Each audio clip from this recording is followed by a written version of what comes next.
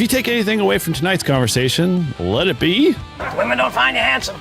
They should at least find you handy. Next on Live Free and Ham. Well, hello and welcome to the Live Free and Ham podcast. This is our weekly show where we discuss ham radio topics in New Hampshire, New England, and beyond. And so we're thrilled to have you here. Maybe this is your first time as a listening, or maybe you're a regular listener.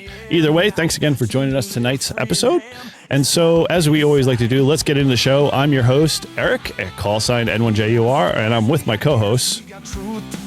And now that we're recording, it's Paul, N1OG. And I'm Todd, Solo General, W1STJ. Both keeping me on my toes, man. All right. Well, as we always say, before we get into our topic, we have a few things we always like to catch everybody up on. As always, our storefront over at livefreeandham.com/shop is always up and available 24/7 and has a ton of our merch. And we are always working to add more stuff to that store. So make sure you keep an eye out from time to time. As you know, we'll have some new shirts up there. And I think from a couple other live streams, a few ideas have been in the works. So I think we're going to have to get those up there. One comes to mind, $20 is $20, but that's in the works there. But you can always pick up our drams. Our Live Free and Ham custom whiskey glasses are available. They are still out there. We have a few left. And so if you haven't grabbed yours now, maybe this might be the last time you hear this, maybe not. We're hoping, we want to get those sold out so we can, get those into the hands of those that want it. And then from there, we'll come up with something new and creative and, fun, so, once we get those gone, we'll move on to something new. But, if you haven't had a chance to pick one up, they're still available. Please definitely head over to the store, pick one up for yourself, or a great whiskey or bourbon or Scotch lover. They will definitely enjoy it for sure. And so, as always, as we just talked about on our non-recorded, back, channels, we got Get Hammed. So, we are back up in stock and available for pickup. The warmer days are coming, and with that, ham fests are out there. And so, what better way to show other hams how cool their ham rides are with one of our little hammies? Paul's so delicately and wonderfully displaying our little hamlet there. And it's one easy, cool way to be able to kind of leave your QSL card with other guys and hams out there on their cars. It comes with a simple little disc there. You can write your call sign in and you can drop that anywhere on their car, and it's super visible. Again, this is sort of like the Jeep, Jeep community's ducks, but hey, we're doing it for the ham community. And what better than to represent us as a ham? Hey, it's simple and easy. It sends a message. So you can always head over to gethammed.com to find out more about that. And if you've picked up a bunch and you have distributed them out there in the wild, send us photos, send us details. We'd love to share your stories and some of the cool things that you've been doing with them.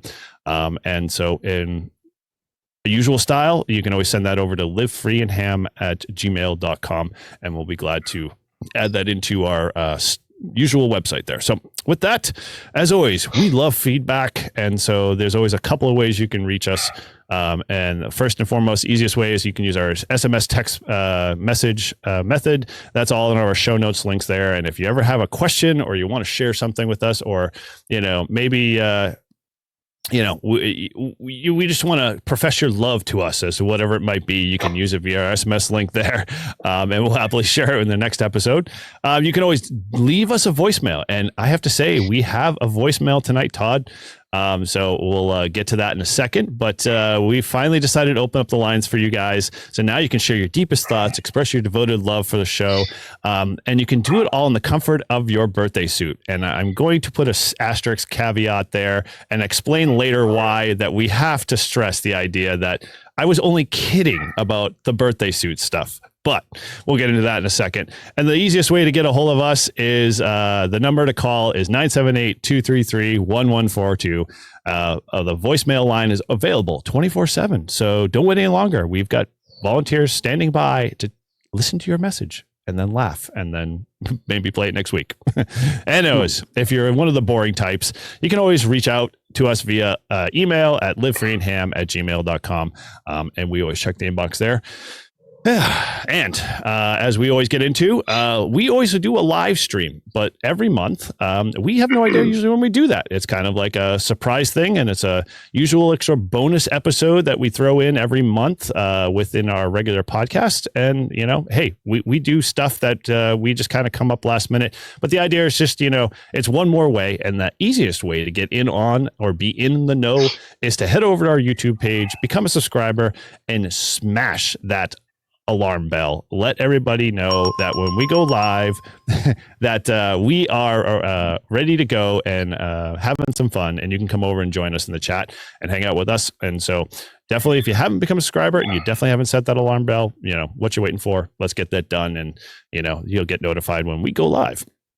And you know, for our Patreons fans, we've actually got some good stuff coming about. We had a few people actually ask us if we would do our uncut, unfettered, you know, Patreon video feed that we post on our Patreon for our paid Patreon members in a podcast form. So we heard your cries. We have now converted it. And so if you are a Patreon paid member, now you can actually get our podcast uncut, unfettered, unedited, straight from the source in its own personal private feed. So you can head over to our Patreon page to learn more on how to become a subscriber. And as Bob Kaufway says, for just a little donation of $3 a month, you can get a shit ton of stuff from us. I mean, the feed is just one more thing, and we keep adding to that daily. And so, you know, make sure you head over there, check that stuff out. And, you know, it's always fun. We love our Patreon and, you know, our Patreon paid members. And even those that are just kind of tickling the ivories there, they're just, you know, not sure they want to make the jump yet. You know, what are you waiting for? There's definitely some cool stuff to be had by becoming and supporting the show. So let me clear the throat here. With that, let's dive into our first segment here. Ladies and gentlemen, can I please have your attention? I've just been handed an urgent and horrifying news story. Everybody, we got some news. Slow down, Boog. Let me handle this. We've got some news. I've got bad news and bad news. I have reviewed ship's personnel, Captain. Congratulations, you've got mail. All right. Over to our mailbag man. So I am not on site, and I don't think we had any mail except for the voicemail. We do have voicemail, but no mail. Yeah, you are correct in that part. All right. So I've been gone for a few days, so I haven't had a chance to check the mail room.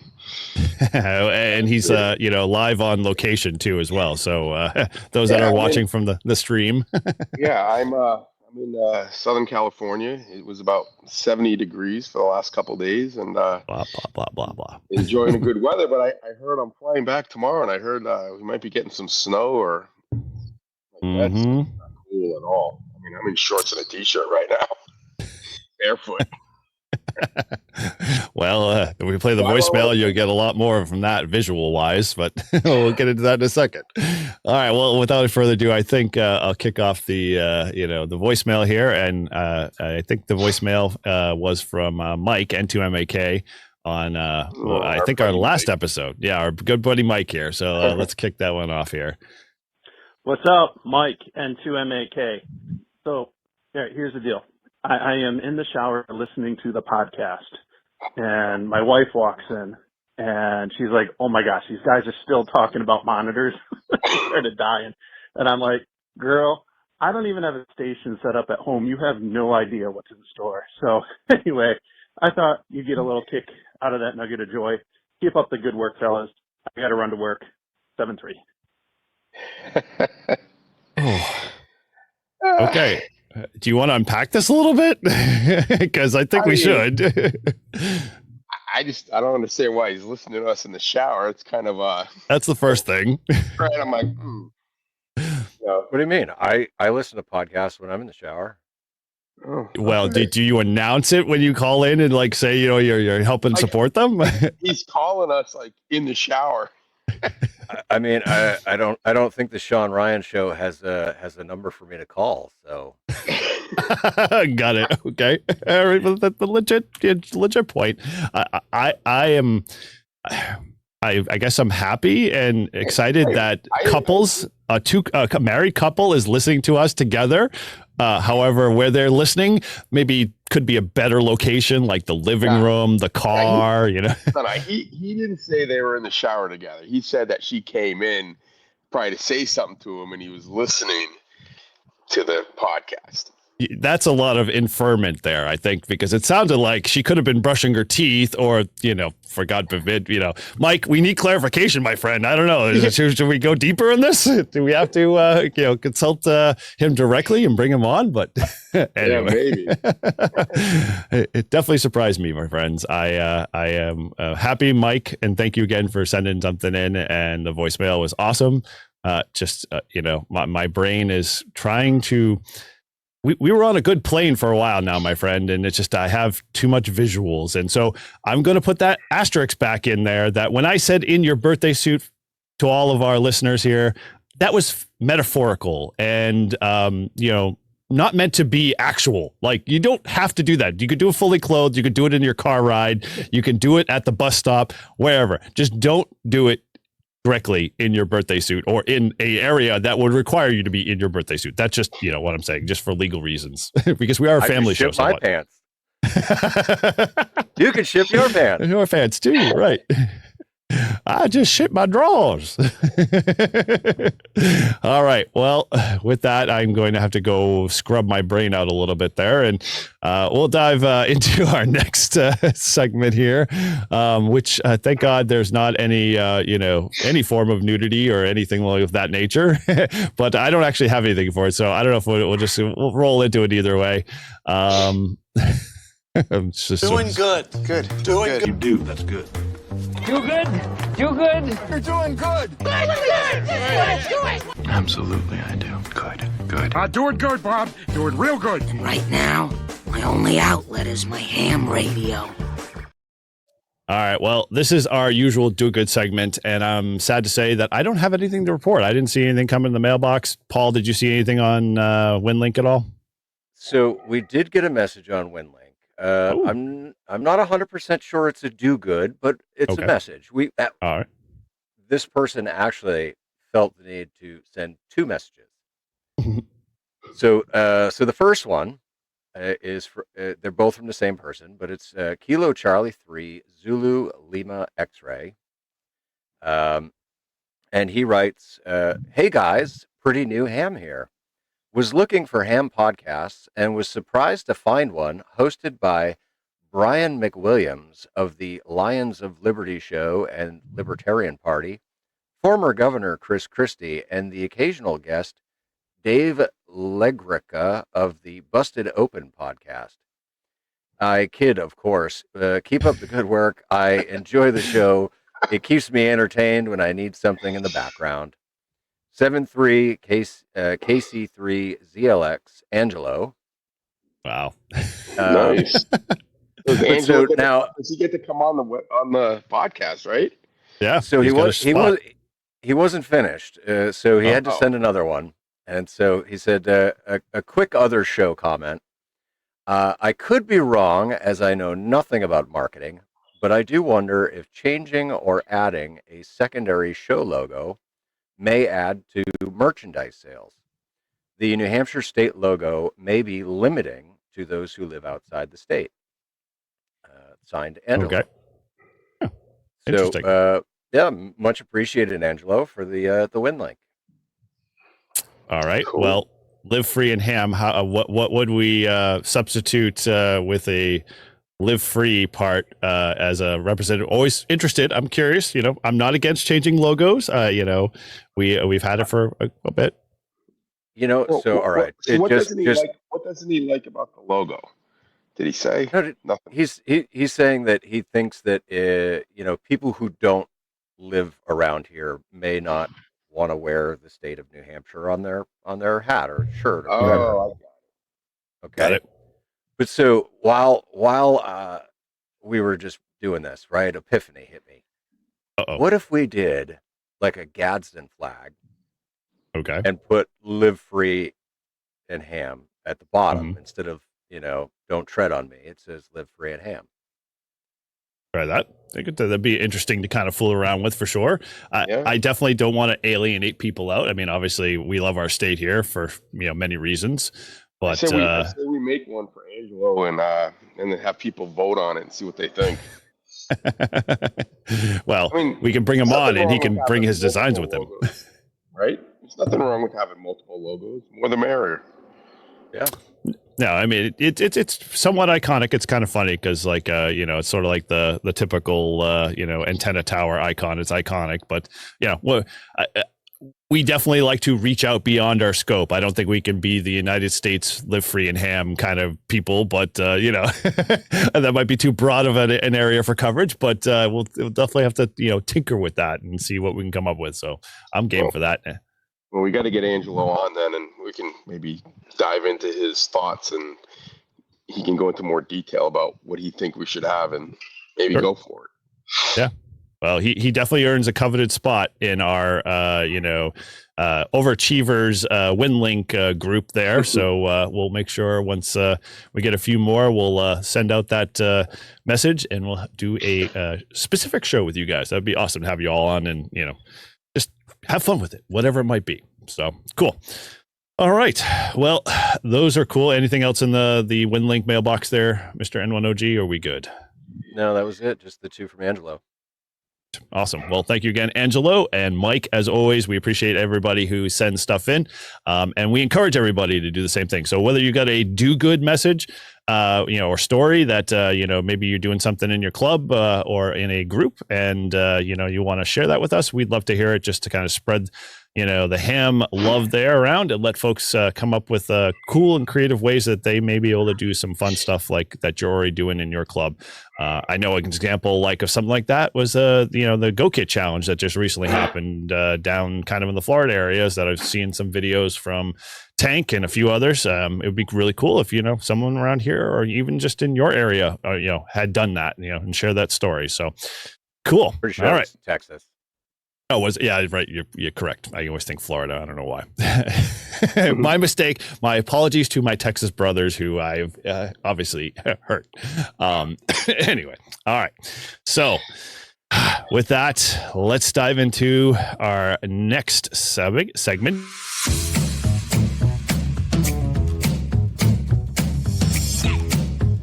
And now, a little something extra with Todd, W1STJ.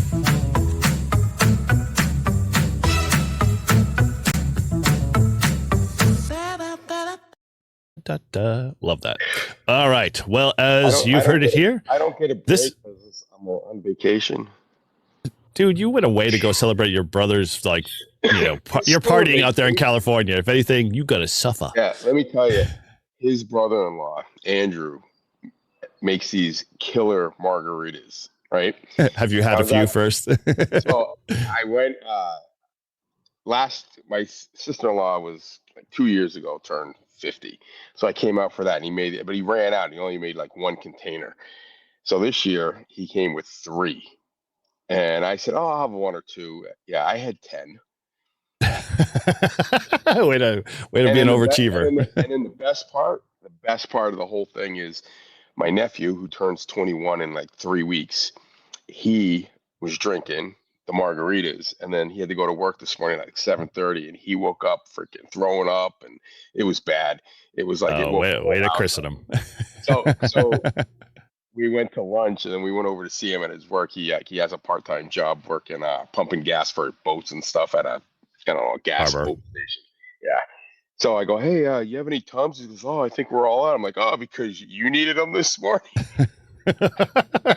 Hey, you want to go on a boat and rock back and forth? And so Andrew, who made the margaritas, and I saw him this afternoon. I said, "Dude, he's just a rookie." I'm like, he can't hang with us old guys that are used to drinking your margaritas, but they are phenomenal. I don't know what he does to them, but they are so damn good, and they go down smooth. So it was the first time I drank in a long time, and I actually had a good buzz going.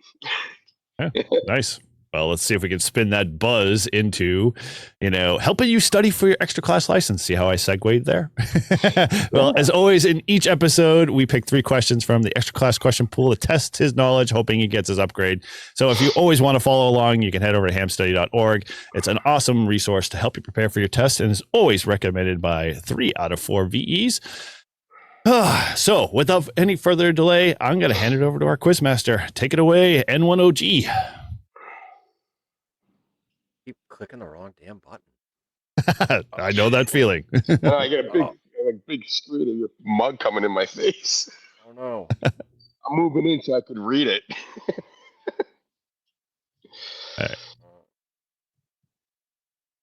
I don't know what happened. Everything went blank. See, it wasn't meant to be today. Section 10 is. It nothing. knows I'm in. It's not showing. No. Filler. Hold on. No problem. Technical difficulties for all of our podcast listeners. There we go. Sweet. All right. Excellent. OBS. What can you do? Mm-hmm. Just love. All right, Todd. So, question number 1 from sub-element 10. Oh, this yes. is the last sub-element before we start doing all questions. Yeah, that's going to be bad when we go to all. No, it's going to be great. Yeah. All right. We can hope. Question number 1. What is meant by 100% tie-off regarding tower safety? Is it A, at least one lanyard attached to the tower at all times? B, all tools secured to the climber's harness? C, all circuit breakers feeding power to the tower must be tied closed with tape, cable, or ties? Or D, all loose ropes and guys secured to a fixed structure?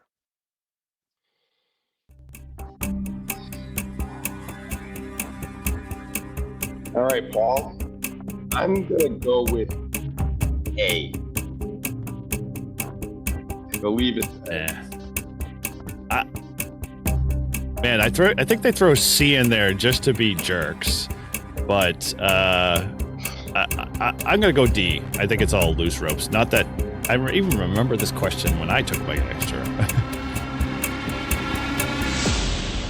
All right. Well, Todd said A. And A is correct. Yeah, because I picked all the loose rope ones, and I just took when I got that question first, and I was like, that was the obvious one, right? But yeah. So 100% tie-off refers to a safety protocol for workers climbing and working on towers or other elevated structures. It means that at all times, workers must be securely attached to the tower or structure with a safety harness and lanyard. This ensures continuous protection against falls as the worker is always connected to an anchor point. So there you go. Sneaky. You're off to a great start. all right. Question number 2. When must an RF exposure evaluation be performed on an amateur station operating on 80 meters? And we're not talking about your hemorrhoids. When must an RF exposure evaluation be performed on 80 meters? Is it A, an evaluation must always be performed? B, when the station's operating mode is CW? C, when the output power from the transmitter is less than 100 watts? Or D, when the ERP of the station is less than 10 watts?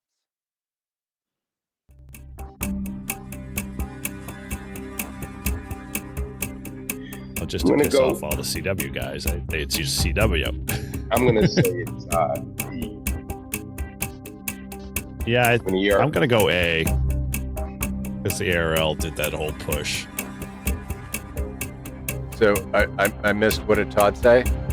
D. The ERP of the station is less than 10 watts. D is incorrect.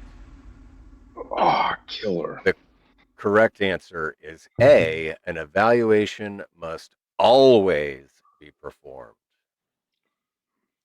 The Yep. FCC requires radio operators to evaluate the potential for RF exposure to ensure that their station operate within the safety limits set for electromagnetic radiation. And Always check.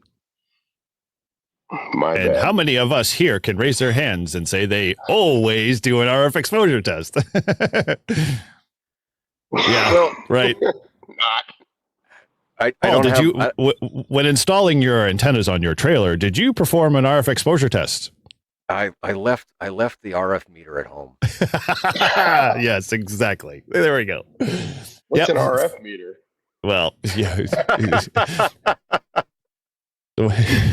Oh man, there's so many things there I could say, but I would say, there's a handy dandy calculator up on ARL's website that you can run, and you probably more than likely will pass without even having to do an RF exposure one.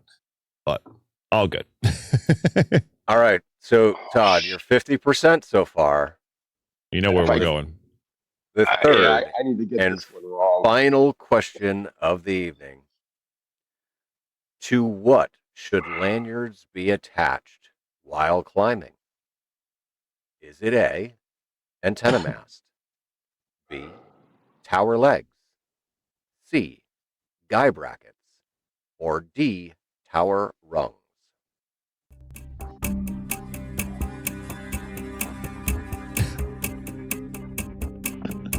Towers have legs?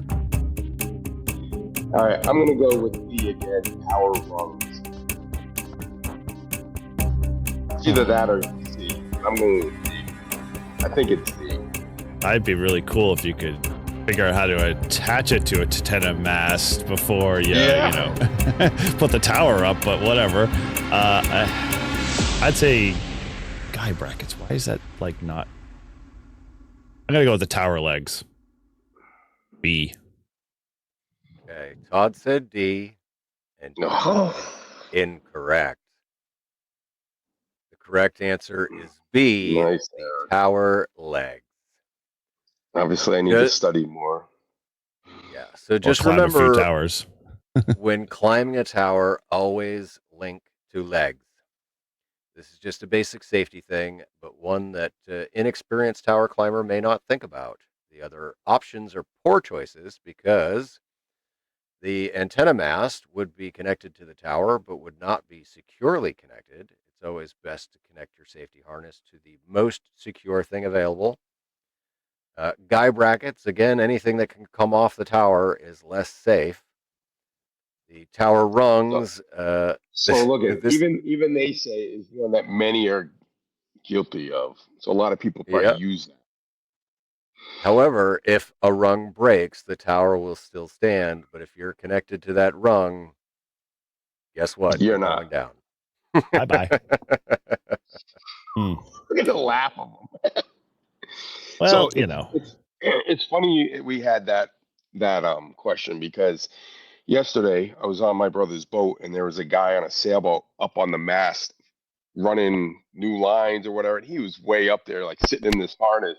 He was up there for like a good 2 hours, just baking in the sun, trying to do it. I'm like, that's gotta suck. And then I thought of like the antenna towers of someone going up there and things not going right and being, so high up. The guy was pretty high up on the top of the sailboat, just kind of hanging there in a harness. I don't know what. To me, I don't know what my biggest fear being on top of a tower would be dropping a tool. That happens a lot, right? But I mean, not for like. I'm not fearful for the people down below. It's the giant pain in the ass to then climb all the way down to get your tool and climb all the way back up. So here's a little tidbit that I learned from W2RE, because he's a big antenna guy that installs like, mega, antenna installations. He has every one of his tools have a little loop with a rope on it. And so even though it's tied to his bag, he can literally unclip or clip, tools in and out. So, if you're clumsy like myself and you catch it on the bag, you're not going to fling your hammer, 3/4 of the way across the, the state. Well, Todd, guess what's coming? I only got one. That's all right. I got two, so I deserve it. You got two. Thank you. I appreciate it. I miss that Well, song. it's either when I get them all wrong or all right is the only safe. Yeah, so far your averages, whether live stream or pre-recorded, are probably somewhat equal. I mean, you go on hot streaks for a little while, and then you're like the band. Sometimes you're really hot, and then sometimes you just in a CME or something. Yeah. All right, I'll have time tomorrow to study. I got a long flight back, so. So wrapping this up, if you're on the journey to studying for your technician general or extra class license, then hamstudy.org is an awesome resource for getting your ticket. And like we always say, if you've recently received your license or upgrade, we want to know. We'd like to recognize you for all of your hard work and effort. And you can always email us at livefreeandham@gmail.com, and we'll make sure we mention. But I know Paul keeps his ear to the rail there over in Flag and Torch. Any new updates? Anybody else get tested and pass? I haven't seen any new ones that caught my eye. Okay. No problems. Cool. All right. Well, like we said, it's out there. We want to know. We want to help celebrate. We want to celebrate with you. So definitely shoot us an email. Let us know. Hit us up on Discord, and we'll be glad to recognize you in our next episode. All right. So with our usual form. Ham radio? No. we forgot our jingle too. We got to make sure we got to throw that in there. So keep your finger on that button. So in the usual format, let's go through the rotation here. Paul, how's your ham radio week, bud? Well, I had a really fantastic ham radio week, actually. Tuesday, I went down to Connecticut and activated the Bigelow Hollow State Forest with Smoke Signals RF, Mr. Don Izzo. Nice. We had a great time. Then we went to Sturbridge, Mass for lunch. We had really, really good burgers, so that was great. I've been playing around with different antennas on the RV. I met the one other ham in the RV park today. Nice. Oh, cool. The guy's got a little mag loop on his truck camper, and then he's got another camper that's next to his truck camper, and he's got two verticals on that. He's got a UHF VHF and then an HF vertical. Nice. So we talked about that stuff for a little bit. And I gave him a hammy, and I was like, You got to have it, and he thought it was the coolest thing, and he thanked me up and down. And so it was a great ham radio week. That is very cool. Nevertheless, it's always good to see that there's other hams in the area that you're working from. Sorry about that. And it'll be interesting to see how you guys can compete on on each other's space there for a little while. See who's going to come on top of each other. Yeah, well, he 100% agreed with me that because of all the RFI, like literally from inside the RV park, FT8 is kind of your only option. Yeah. So, wow, you've come full circle. You started there, now you're back there. I'm back on digital modes, guys. Paul's favorite first love. He's just come back around. It's like it's like Windows. Your fat, comfy, chubby girlfriend, right? What do you know about it? Nothing. Exactly, nothing. Well, very cool, awesome. Well, good to see the hammies are out there in full force, and we got to meet a couple of cool new hams there. It's always good. And so, with that, Todd, how's your ham radio week, bud? Well, my ham radio week's actually been pretty good. So I got my my screen, my new computer screen, and I love it. It fits perfectly. Your new monitor? Mm-hmm. Yes. Yep. Yeah, a monitor screen. The one Mike's been dreaming about in the shower. Yeah.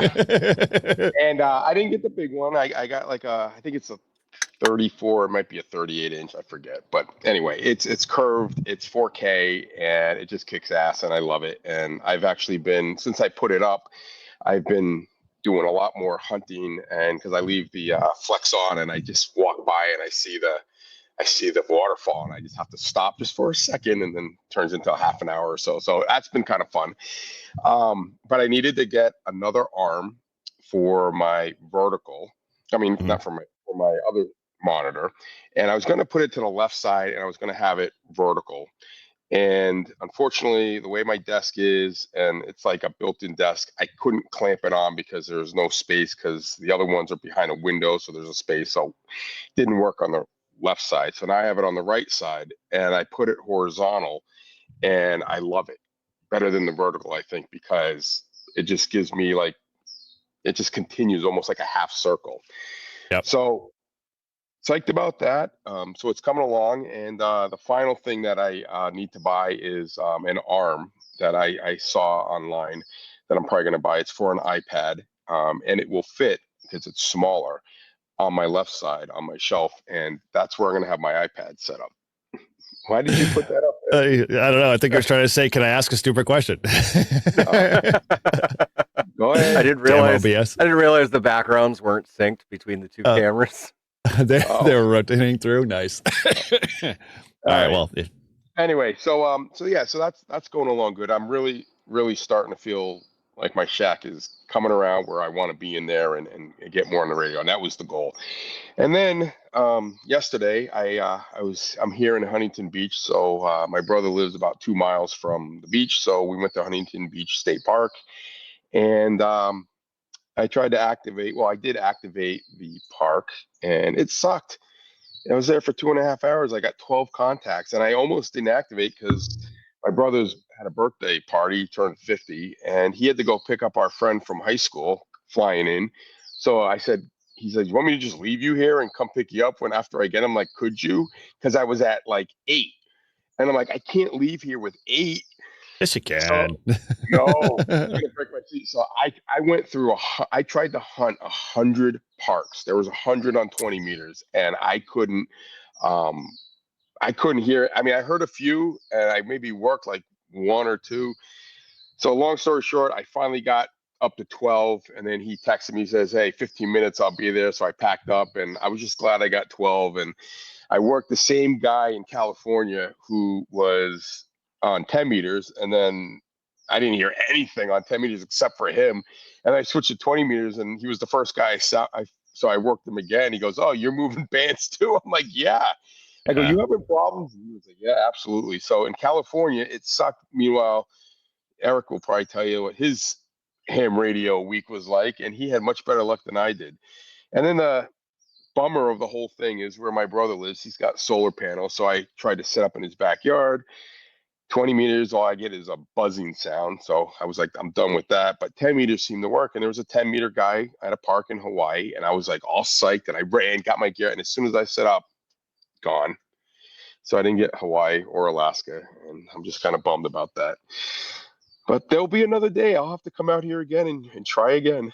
But so basically, all you're gonna have mount to is 12 contacts.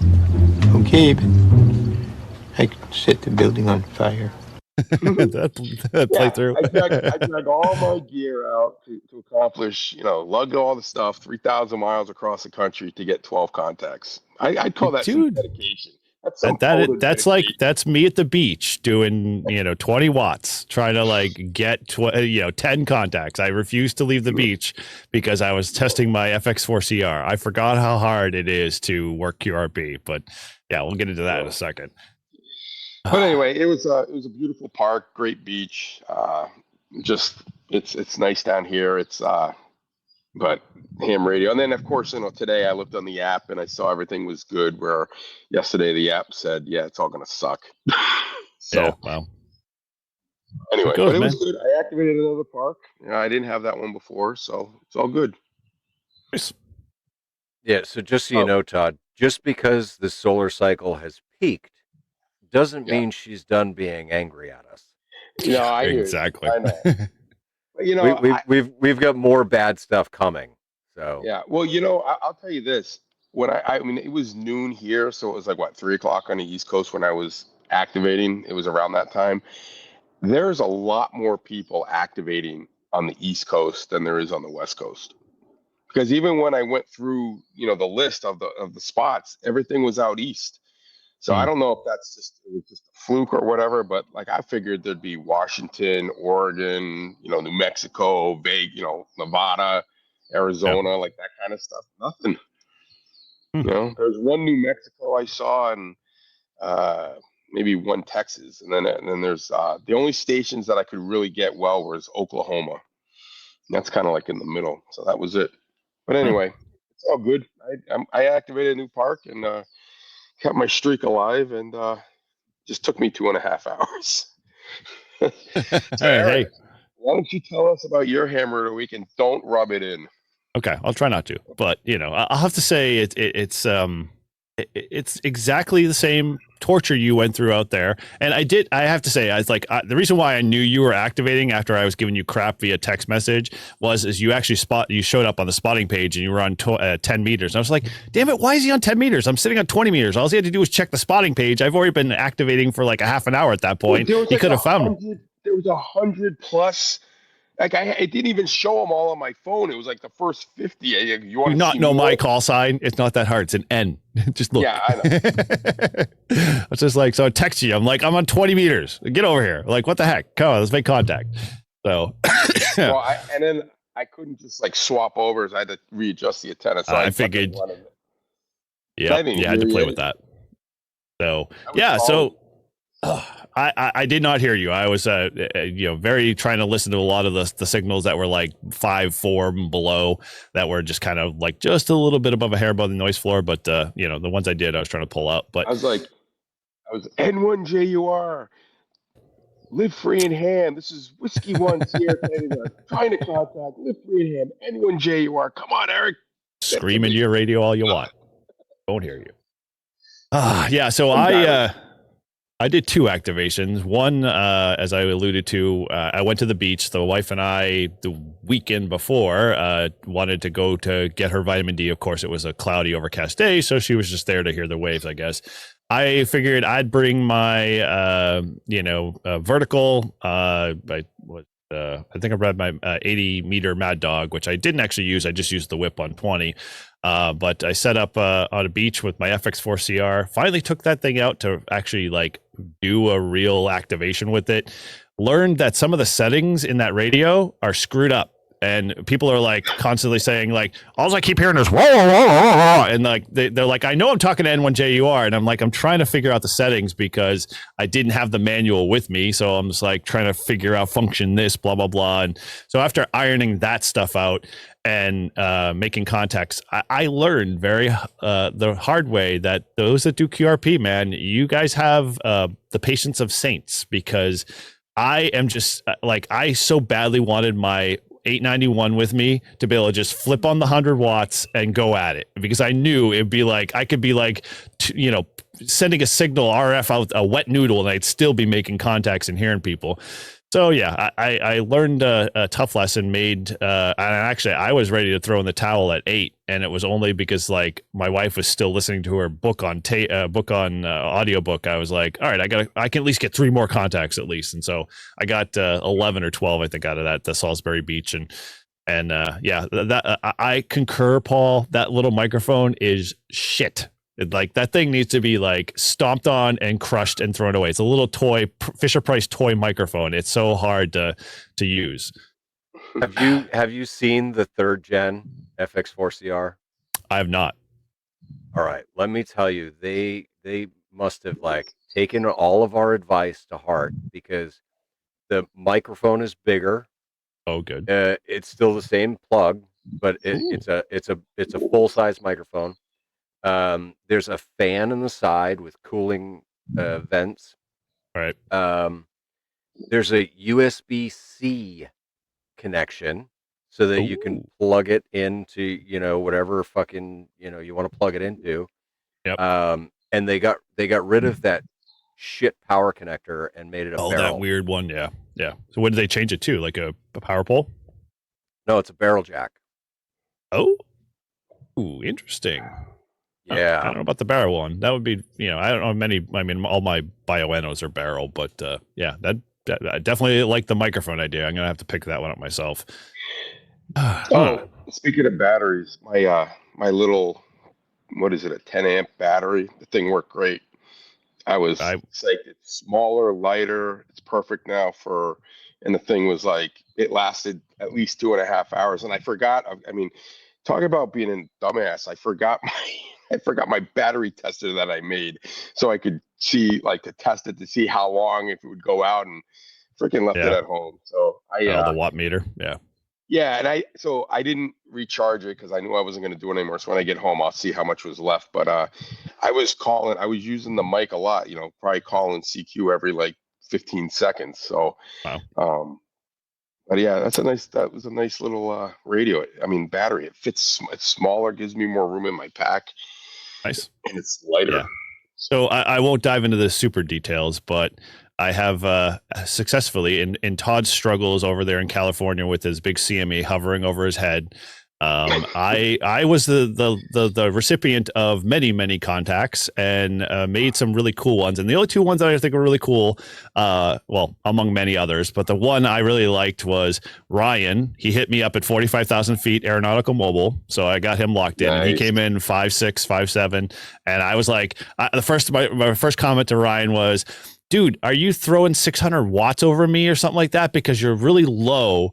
I can hear you, but it's like your beam's like just firing way over my head. And he's like, no. I'm running here aeronautical mobile. And I'm like, holy crap, where? And he's just like, I was like somewhere over the continental US there. And I'm like, okay, cool. That sounds good to me, man. So that was a good contact. And I have to say, I didn't record it, which I was pissed at myself because the camera battery died. I had the Hillbilly Ham Radio Club finally made a contact. So Shannon, K1LY, I think is her call. And I'm sorry if I butchered that. I'm just going from memory. Shannon and Shane and, I'm forgetting the third person that they had. They were out activating. And once Shannon came across, she was just like, oh yeah, I've got 3 other, ops here. And then we got the club call. And I went, club call? And they were like, yeah, we got the Hillbilly Ham Radio Club call. We're going to give you that too. And I'm like, oh, dude, man, I really wish I had my official overalls. We're going to have to make sure, we're wearing all those for when we have them on our next episode, which is after this one. Yeah, it was good to work them in the log. She came in 5'9" plus, and she was like, all right, I'm ready to pass the mic. And then she went dead. And I went, did the bands die? I'm like, what happened? I'm calling her. And then I get one more call, from the another guy. And I'm like, well, then I'll just answer that. And I'm calling them again saying, hey, I know you have 2 other ops. What's going on? And then, I just kind of went on with because no one came back. And come to find out, Shannon had bumped the VFO and, bumped it up 3 kilohertz. And so they all tried to make a contact with me 3 kilohertz up, which, physically possible, but they apologized later when they finally came back and said, oh, we sorry, Shannon bumped the VFO. I said, all right, we'll take the microphone away from her, make sure she's got that VFO locked down and she's under supervision. So it was all good. Did you get Sean too? Mm-hmm. Yeah, Sean was the one who had to report the error that was made and who did it. He was very kind enough to be able to, basically throw Shannon under the bus for her error.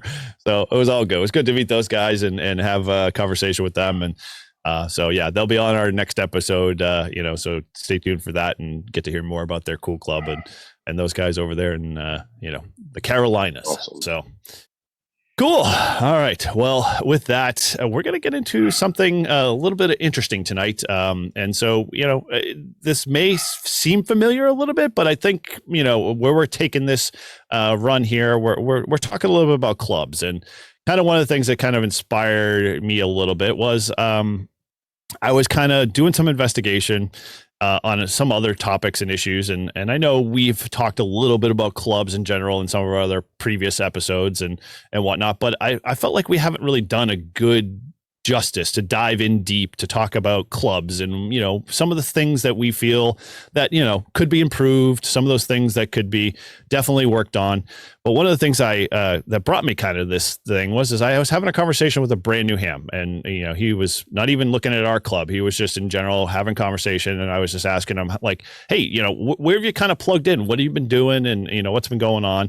And their first response was kind of like, dude, I don't know where to plug in. And I went, that's kind of odd, because you figure, you know, heck, you just Google, you know, ham radio club websites out there, and, you know, you should be able to find a bunch of them. And, you know, I've been seeing things at like ham fests where, you know, they do forums where like, how can you improve your club website to be able to attract new people, and all of those things that, you know, the ARL's been pushing. And so I figured, you know, heck, I'm going to go, you know, take a couple minutes here, and I opened up ARL's club finder, and I said, let's pull up a couple of random ones in New Hampshire or Vermont or wherever. And man, I got disappointed fast. I was like, holy crap, what are we doing wrong as hams? Like, I feel like, you know, we aren't doing the thing that the one communications vehicle that we could better our clubs and attract more people and get people into the hobby. I look at them and I'm like, burying my hands in my face, thinking like, what the crap is this stuff that they're putting out there? Like, it's not even relevant. It's not like even accurate. It's old. It's, you know, it's what we were doing 25 years ago when it came to the, you know, let's build a website kind of, you know, it was like Geocities haunting me all over again, which is basically kind of the way I was looking at it. And so I threw it out to these guys and I said, hey, we should do a series and, you know, talk about clubs. And so tonight we're going to be talking about, like, through the eyes of a brand new ham or someone who's visiting, you know, or is visiting your club website for the first time. And so 3 things here. One, we're going to talk about, obviously, some very good examples that we've all come across and we've kind of, you know, we're going to discuss. So we are dropping names tonight. And I say that primarily not to be, you know, putting you out in the spotlight and, you know, condemning you, but I'm saying it with the ideas of like, hey, you have an opportunity. And the one thing pops to my mind is that ARL has been pushing clubs, like promoting clubs and saying how important clubs are to their, you know, their overall lifeblood and whatnot. And everything that they've kind of, you know, missioned or strategized to was, oh, you should be improving your club website. You know, I went up to just the ARL finder, club finder, and you'd think there would be at least even 5 clubs that I could find that were decent websites that were, you know, responsive and updated and current and, you know, everything out there. And I was just like, this sucks. Like, I can't better describe it. Well, I think where you went wrong, right, was that you went to the ARRL. Okay. And you only wanted ARRL affiliated clubs. True. But so hear me out why I thought that. And so I feel like ARL says we are ambassadors to the hobby, as in the clubs that support or are affiliated. You think there would be a clearer, like, I don't know about you, but if I'm a business, a website is critical. Like restaurants have their own menu systems and all of those things, and they've improved and they know how critical it is. You think ham radio clubs who have people who are in the IT field and that type of stuff would put a site together that would be beneficial to attracting new people. So, but anyway, that's where I'm coming from. So anyway. Well, so I searched Google. I didn't want to limit myself to you know, any clubs that were specifically affiliated to any of the VECs or any of that. Like, okay. I tried to be like, all right, well, so I got my ticket in February of 21. And when I got my ticket, what did I do? I searched through Repeater Book because I wanted to see what was around me for local repeaters. And I Google searched what ham radio clubs are around me. And so that's kind of where I went at this challenge with, was like, let's go back. Yeah, let's go back to day one. And what did I do? And I Googled it. So all right, I came up with 3. And I so before you get into details, I'm curious, in your searches of ham radio clubs around me, did ARL pop up any of that list? You recall? Of course. Okay, so you did see I mean, the they pay a lot of money in marketing, and they're very well established in the Googles. So Yep. I'm very aware of that. Yep. Okay. Just want to make sure.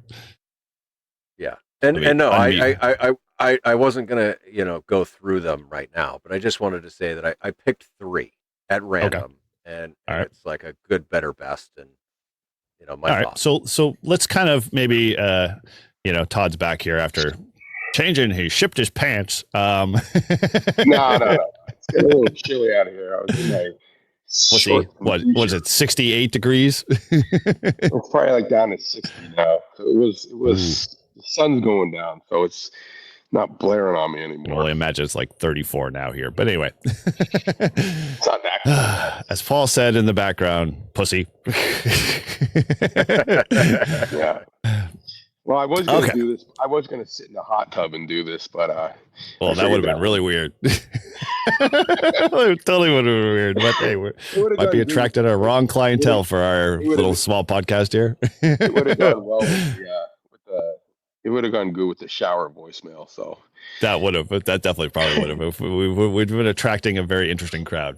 All right, so you kind of rated in a best, worst, best kind of, or rating system, and so maybe help understand. So I'm curious to what do those categories kind of represent for you when you were looking at those sites? Like, there must be some nuts and bolts to each of those to kind of drop a site into that. Yeah. So the criteria that I was looking at was, how does the website look right out the get go? Right? Mm-hmm. Is it pretty? Is all the information readily available? And are they currently active? Like, is the website stale and it hasn't been updated in 10 years, or like, is there actually people doing things in the club and it's an active website and it's being updated on a regular basis? And it ended up being that 2 of the 3 are New Hampshire and 1 is out of Pennsylvania, and I mean, it's completely irrelevant, the location, but it's interesting to see how clubs present outwardly their information, where they're hoping that somebody's going to find it useful, right? I mean, that's the whole point of a website. Somebody's going to find the information useful and continue to go and use your website. Okay. So I'll go into some of my criteria and how I broke it down a little bit. But so, Todd, how did you kind of look at this and tackle it in general? Well, I looked at, I looked at 2 sites or 2 clubs that I know. One, which is basically a repeater only site, club. And I looked at one that was like almost like a huge club, the Nashua, what is it? Amateur Radio Society. Yep. Society. Nashua Area Radio Society. Yeah, area, right. And then I looked at one out here in California. Okay. And so I just kind of compared, and there's something missing with all of them, especially if you're new. And I think newer people who are looking to get into the hobby are probably looking at more websites than, say, someone who's in the club and doesn't look at the website every time, or I think it's a lot of people that are brand new trying to get information. So and then I looked at our website and how we've kind of changed it a little bit, but I even think there's stuff that we could do better with attracting and making it more attracted to new hams or new people that are interested in being hams. And when you say new website, you're talking about the Granite State one, right? Not the Liffrey Ham site, because we're not attracting new hams. I'm sorry. No. The Granite State, yeah. Okay. Our club's website compared to the other ones and kind of that kind of stuff. So yeah, I kind of went at it looking at it as I don't know anything about ham radio. I want to get into ham radio, and I just put in a Google search and say ham radio clubs near me, and voila. Okay. And then when I came out here, I did the same thing, and I found it almost looks, it's like the website, the one that here is almost identical to our club one. Interesting. I'm curious to see on that. We'll bring those up in a bit. So, We're going to put all these links in the show notes below, so folks will have them as reference if you're interested in seeing what we're talking about, if you don't watch the video version of this on our YouTube channel. But so one of the criteria that I kind of did, and I tackled this in two ways, because I was like, I have some background, so I wanted to look at just like a huge, swath of a bunch of different ham radio clubs in a specific area. So I kind of just on any one given day, just opened links after links after links off of the ARO website, because like I said earlier, I feel like if we are, as a club, you use ARL as a affiliated club, Monkier, rating.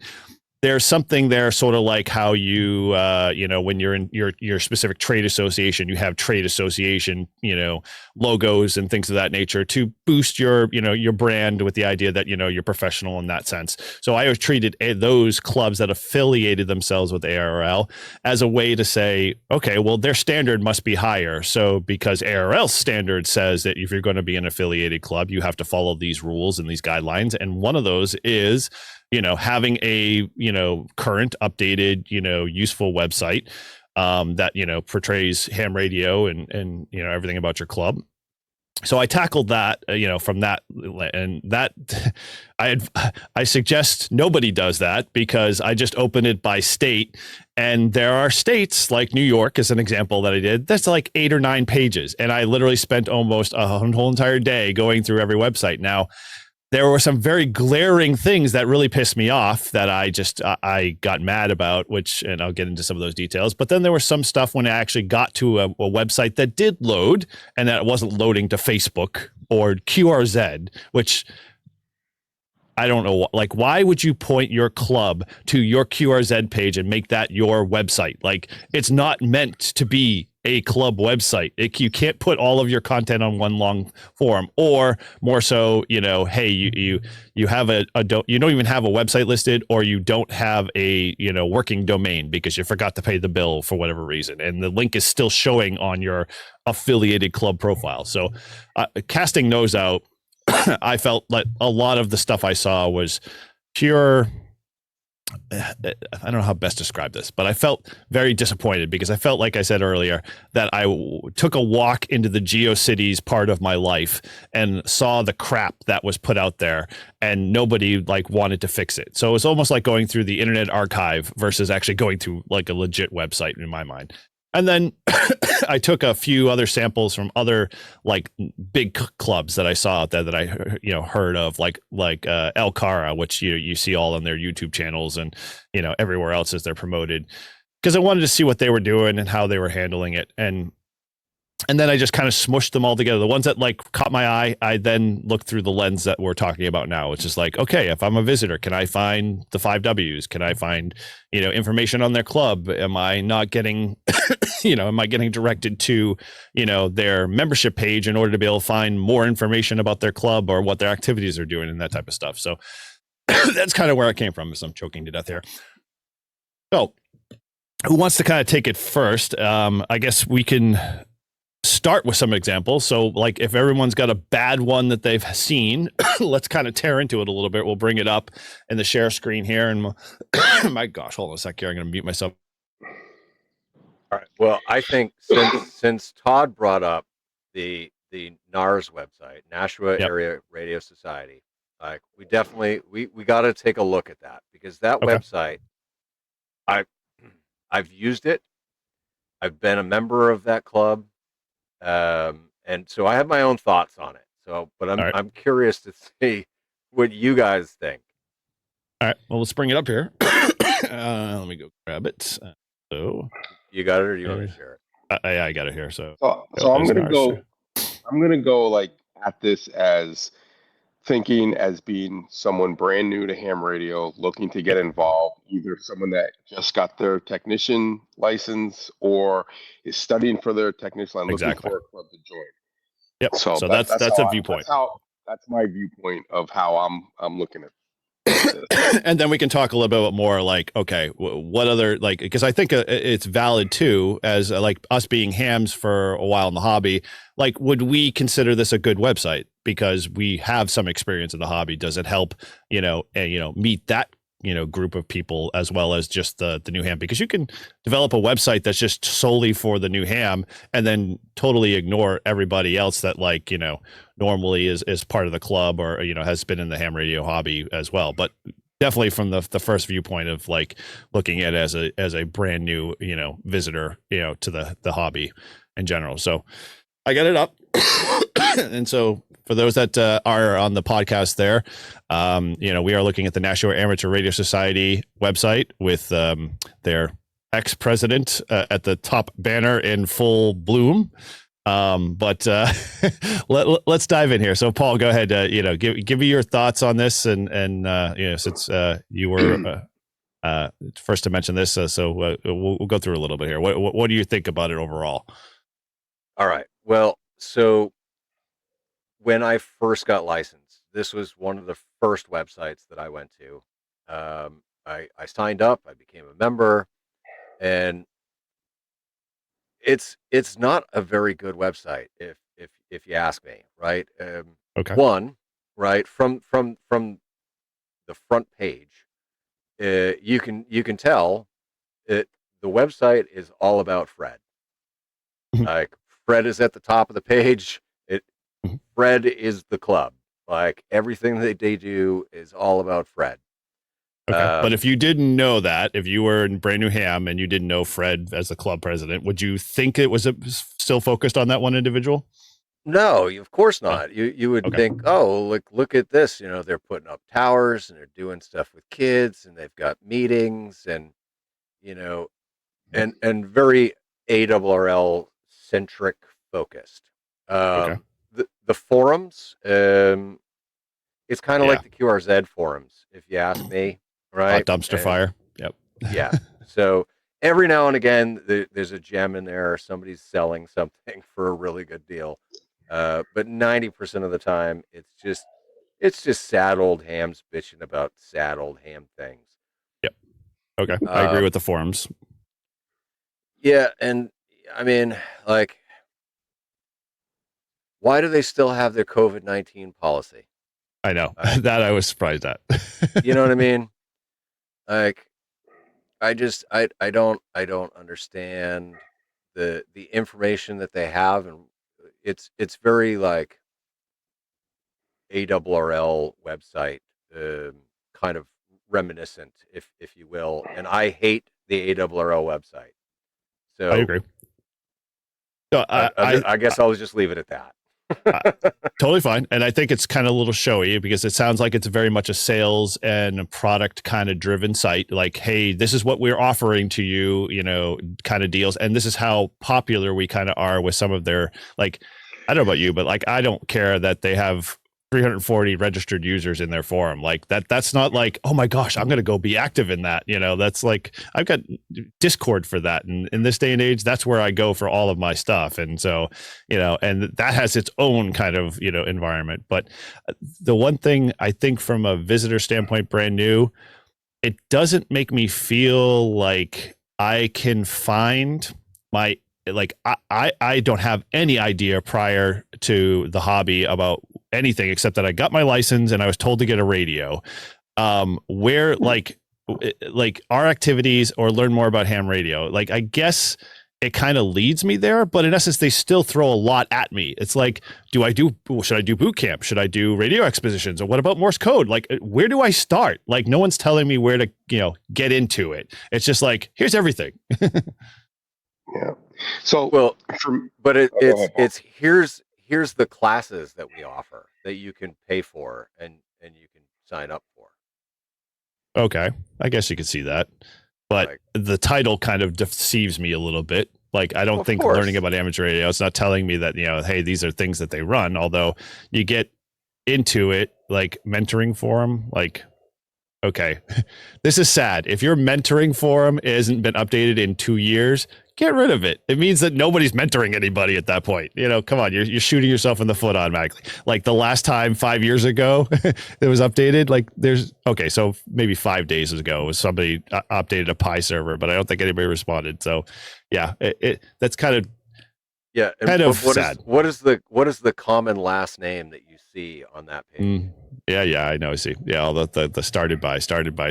Yeah, it kind of sadly, if you're smart and you're looking like that, through this of like, oh, are there many people communicating? Yeah, no, not a whole lot. No, but not even the started by. Look at the last post. Fred. Yep. Right. Fred. Right. Fred. Fred. Right. Fred. Yep. Fred. Fred. Fred. Fred. Yep. Then you got You his wonder wife. who this Fred is. Yep. And it's like, oh, okay. So you get two people that are really primarily posting on this forum, and they haven't posted anything in 2 years. Yep. Okay. So Todd, what do you got for because you obviously studied this a little bit more in detail. Yeah. So, I picked this one because when I was in New Ham, I searched like clubs. Now, to be fair, I knew about our club prior to anything because I was listening to the nightly net at 7 p.m. on my handheld scanner. So I was listening to it every night at 7 p.m. and I learned how it went and heard the same people on and stuff. But when I looked for, okay, now I'm a ham radio guy, I got to look for some clubs and stuff. I found this one obviously, and I joined because I didn't know any. I didn't know, like, do I just join all these clubs? I joined a whole bunch of them just because I figured if I was going to join them, the more I joined, maybe the more I'd learn. And I found this website to be like just a swarm of overwhelming information, which was great. Like if you're more savvy of a ham and you're looking for good articles or presentations and you wanted to search it, I mean, it's a great website for that.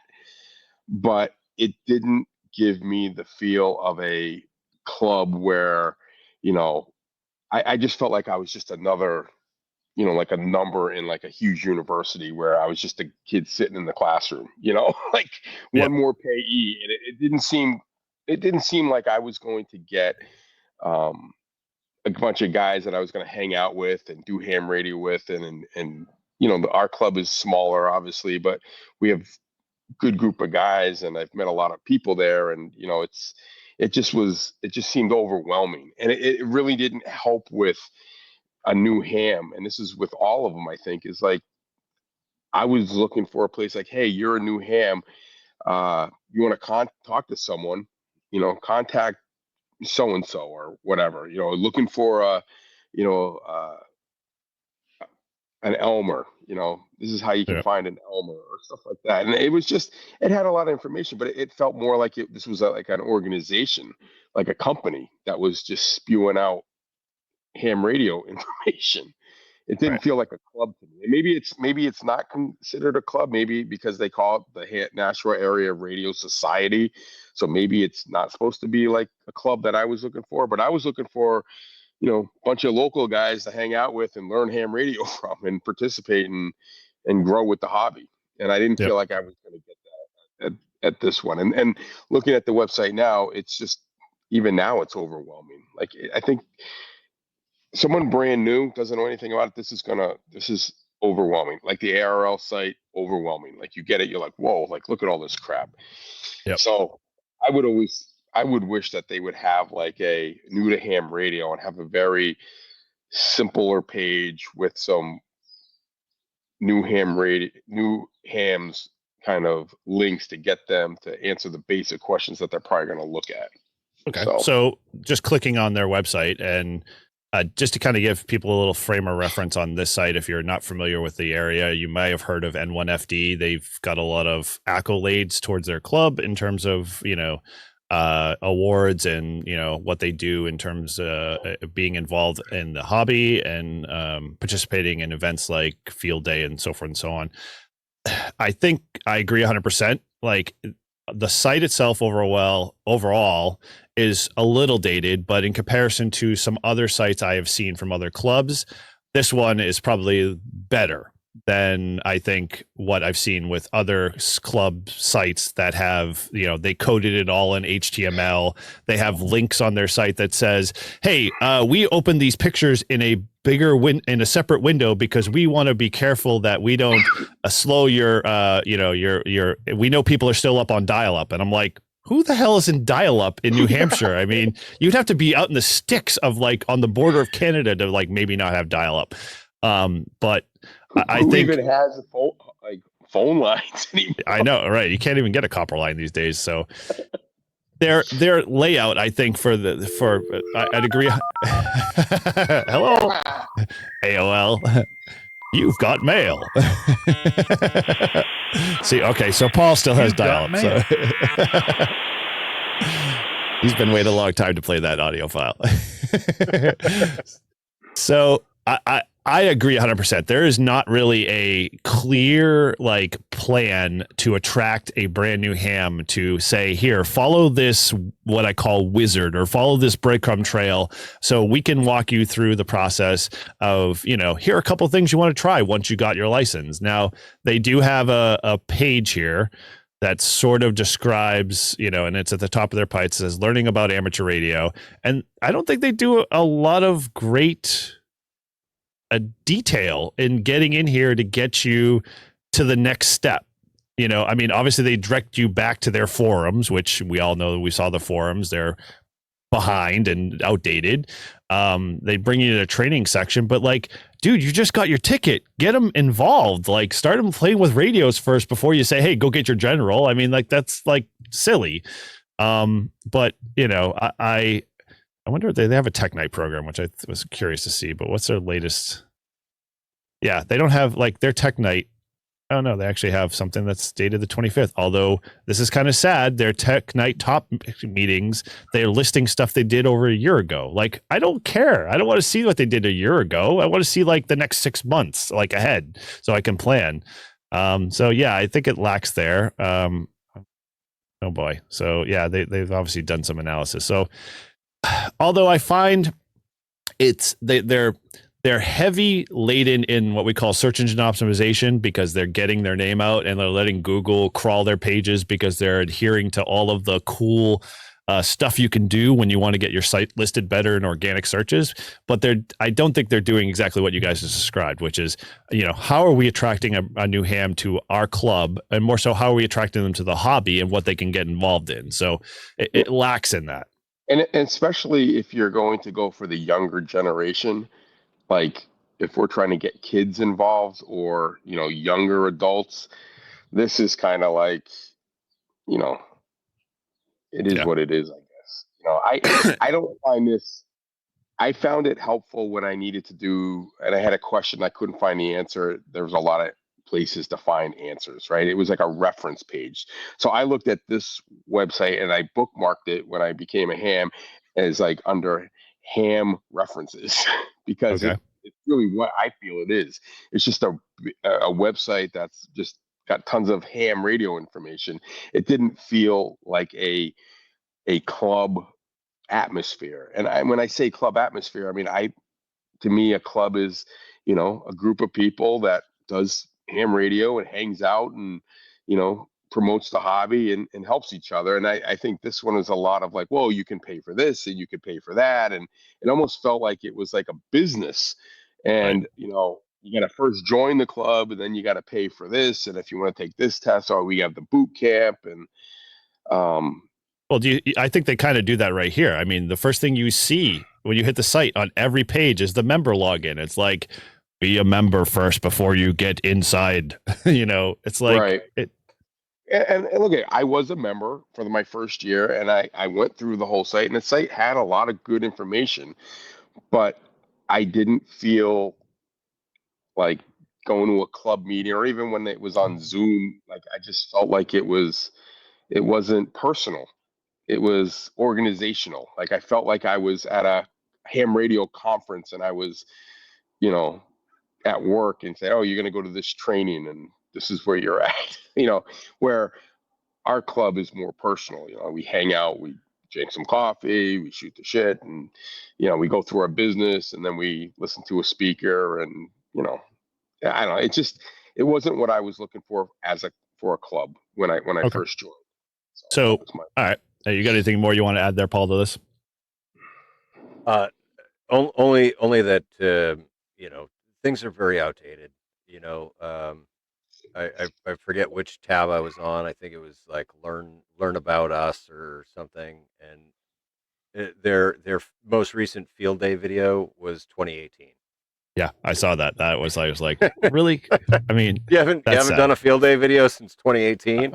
I know they've been on the air. I've seen field day stats for 2024, and they were definitely in the top 10. So, yeah, kind of definitely sad there. So, yeah, it definitely is lack. And maybe they don't have a website, manager Person. or something.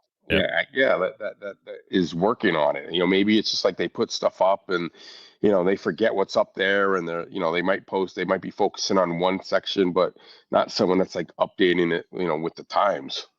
Okay. So maybe Fred's the web manager as well. Exactly right. He can't do well. He's no longer a director, so now he has a little bit more free time on his hands. So anyway, sorry, that was a dig. Yeah, it was a dig. Anyway, he's no longer director of what? It's the section New England Northeast. region. Yep. Oh, he's not? No, K1 KI took over. Oh, I didn't know that. See, I'm not into it. Did you vote? Anyway, that's another story. That was the last thing I did before I let my membership lapse with the ARRL. I voted. When was the vote? Was it last year? Or yeah, it was like right around. It was right after the convention. Yeah, I didn't look at the results. My bad. Okay. So if we were going to rate this, let's every site we're going to look at, we're going to give a rating. So 1 out of 5, 1 being really poor, 5 being the best. How would you rate this overall? Well, it's hard to tell. I mean, rate it for what? For information gathering? From the viewpoint as a visitor. Overall. Do you feel like, overall? Like, so if you went to the site as a visitor, like we've described, what would you rate this overall? Would you feel like you've left everything? Yeah, you got to the site, you got all the information you might needed to pursue to the next step, or do you feel like you were left, lacking something, or you just got more lost? Because we did touch upon some of that stuff. How would you rate that? Middle of the road, 1 or 5? So I'm going to give it a 2.5. Okay. And that's for posterity's reason. I'm gonna make a list of all of our ratings and what the website is. So okay. All right. Cool. So I give it a 2.5. All right. What do you say, Todd? I think being a new ham, if that's the perspective I'm coming out with, I'd give it a 2. Okay. I think being a more seasoned ham, looking for more intensive information, I'd give it a 3. So, right. So we're doing it. Are we breaking it out in those 2 categories? Do you want to do that, Paul, or how about we just make it a 2.5? Okay. Yeah. All right. There we go. That works. I wanted to explain my rationale behind it. Okay. All right.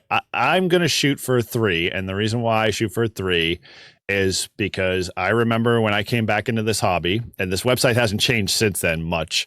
When I came in about 4 or 5 years ago, after taking a 20-year hiatus, the first place I went to outside of my old Stomping Grounds Club website was this one. And, my first impressions was, it's a lot of information. It felt like it was a headline newspaper, kind of driven site. Everything was all a headline. Everything was all, kind of capture your eyeball attention. The content in here, like we have mentioned, like forums and that type of stuff. I'm not going to participate in those forums because I have other places to do that in. And I find it's redundant these days to have your own forum on the website. You just don't need to any longer. It's like kind of just, it is what it is. It's just hot garbage. It's like, why does every ham tuber need their own Discord server? True, it's getting to that point, right? Exactly.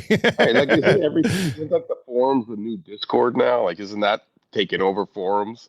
It is, and so it's funny because it's like I think the iteration to that was forums used to be the place to be, and then Facebook and that stuff came around, and everyone's like, oh, let's go to Facebook groups and keep it all on private, and then those became dumpster fires, and then Discord slowly making its way back into kind of the foreground there. So they don't have one. It doesn't look like they do. I don't know why they have a Pinterest link. Like, why would I want to post stuff from N1FD on Pinterest? But hey, I can actually, I'm curious. If I click on Twitter, like, do they have any posts on there at all?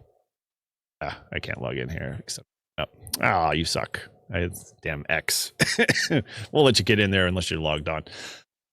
Now, I will say this club has, as a new ham, I thought that I watched one time 13 Colonies.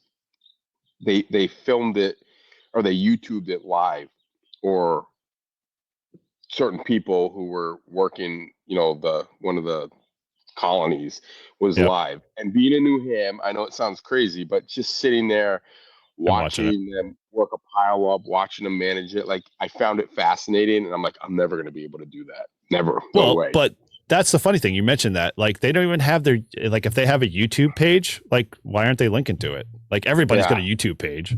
All right, hold on, Eric. You want the Twitter info? Yeah. Okay. So what's the latest post? They're following 10 people, and they have 88 followers.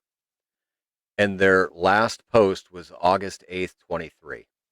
So they aren't updating. They're not using Twitter. Nope. Which is sad.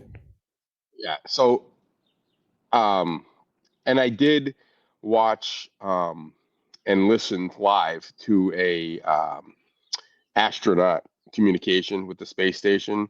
So I could hear only the astronauts, and I guess it was linked through Fred's station to Belgium or American school, I think, over in Europe. But don't ask me how they did it. But as the space station was coming over, I could hear it on my radio at home, like in my shack. So that was kind of cool. And they also had it going live on YouTube or some video. I forget what it was. Maybe it wasn't even YouTube. Maybe it was just on the website. Well, but I thought even then, they don't have any of that referenced in their website at all. Like, I don't see any of like the school activity, stuff here or any of their colonies. This one pisses me off the most. This is a clickable link that had the title February 29th. Well, what year is it? And the only way you click on it is you see that the post is in 2020. That's like misleading. It's like, hey, we're doing a boat camp. It was 5 years ago. You missed it. Sorry, it was great. Come on, clean up the content. That's just, in my mind, number one. Or at least archive it, Yeah, get rid of if you're featured articles, they should be representing stuff you've posted in the last 6 months at least, not years ago. So, and so their last thing on Pinterest was over a year ago. Their Facebook, I hate the Book of Faces. I refuse to use it. It is okay, many faces. But their last post was January 27th, and if you scroll through, it's Fred and Anita. It's Fred and Anita. It's Fred. It's Fred. It's Fred. Did you get that? More Fred. More Fred. Like, now again, that's however you stand with Fred is fine, but in essence, he is not the only person in the club, and that's, I think, what we're trying to stress here is that if you want to represent your club, you put pictures of your club members and people that are participating in there, and less of the leadership team, if anything. It shouldn't be the leadership team doing everything. Yeah, especially not just one person. Very much so, and not just like I said, just the executive board or leadership team. All right, well, so we don't kill too long here. So who's got another site we want to take a look at? Todd, you want to throw link in there or give me? Yeah. So all right, I got to figure out how to do this link thing. Hold on a second. All right, so the Interstate Repeater Society. All right. And you guys gonna laugh at me. How do I show you the link? What do I gotta do? Show screen and then or hit present at the bottom.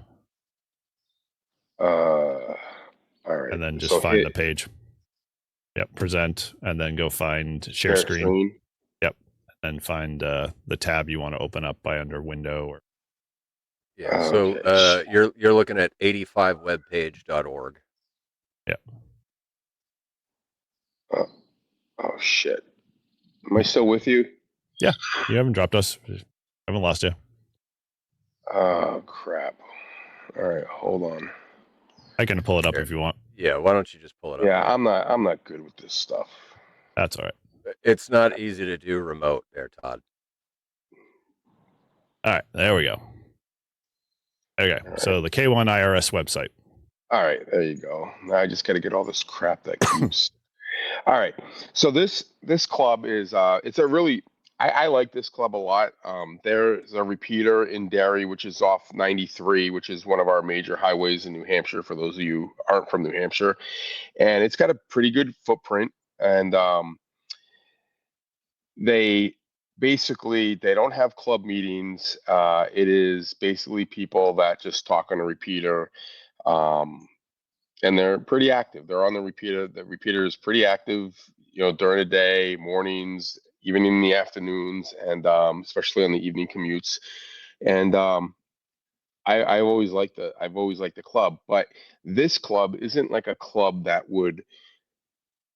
I joined it just because I use their repeater, and I talked to some of the guys, and they're all super welcoming, like good bunch of guys. Always there. They sometimes, like if you're stuck in traffic or they're out and about, a lot of the guys drive around the area for work. They'll give you traffic reports, snow reports, that kind of stuff, which is kind of cool. Which is kind of the thing that I thought ham radio was all about. But it's not a club for if you're brand new. It's like you don't really know that they're not like it's not a club for like They someone don't who's brand traditionally new. meet. They're repeater focused. Yeah. Yeah, and the money goes to the repeater, which I think is great. And they invest in the repeater and stuff, and they do. I think they do like one meeting like via Zoom or something a year or something. It wasn't. I can't remember what it was, but anyway, Okay. but it wasn't a good.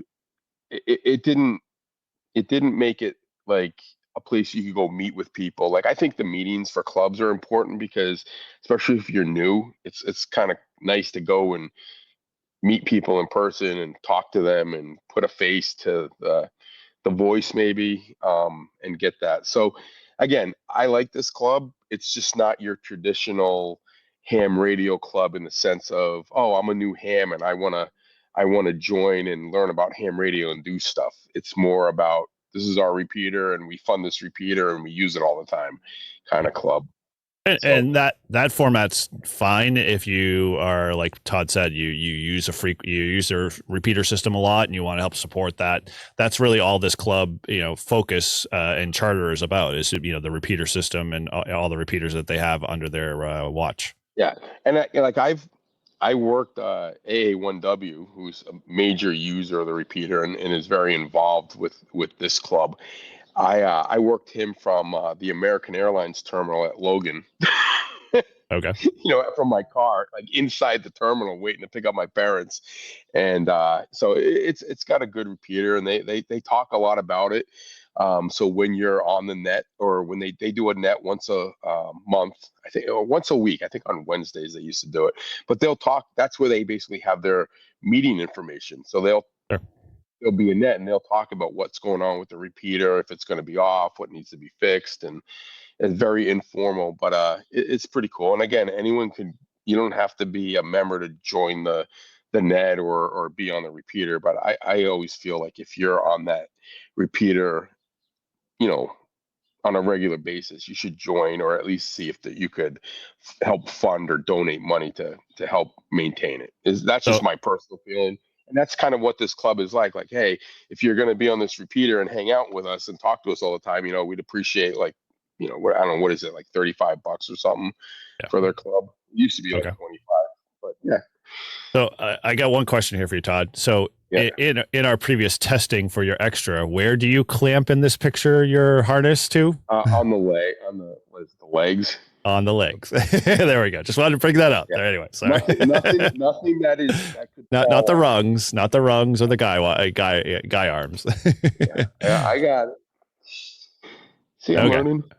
Yeah, So, cool. like I said, so this is like there are sites like that that are just and they might get together like on a whim and say, hey, we're gonna go meet up for breakfast here, and They're loosely and it's fitted, just repeater club. Yep. yeah. All right. So So go ahead, Paul. What's your take on this? And you know much about this, but or what's your feelings on what you're looking at? Well, so I mean, I think we've discussed this before when we've talked about clubs. This was also one of the first clubs that I joined when I first got my license. But yeah, just like Todd said, I mean, it's not really, A true club. you know, Yeah, it's not. It's to support the repeater, and I was happy to do that because I was using the repeater on a regular basis. Um, I stopped using the repeater, so I stopped paying. Yeah, that's a good reason why not to. Yeah, so if you don't use the services, why pay for them, right? Yeah, otherwise, you become one of those people that just have $700 in subscriptions every month. Yeah. Okay, so I think from a visitor standpoint, knowing, and again, the site is well laid out in my mind. I think it's very clear that they are a repeater society. It's in their name. It's stated out there pretty clearly. So I'm not confused as a visitor. The rules and conduct and everything is all well laid out, I think, which is good because in essence, as a person who might be using these machines, this is pertinent information that I'd want to know or be able to get my hands on. And they do a very good job about being able to be reachable. I think, like if I wanted to reach out to any one of these people, which although I don't know about you, but I don't click on links to people's email addresses and then send an email to them saying, "Hi, I'm so-and-so," and start that whole thing.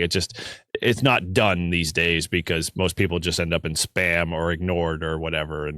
And so it's good to see that at least that, know who those officers are if I get names and call signs.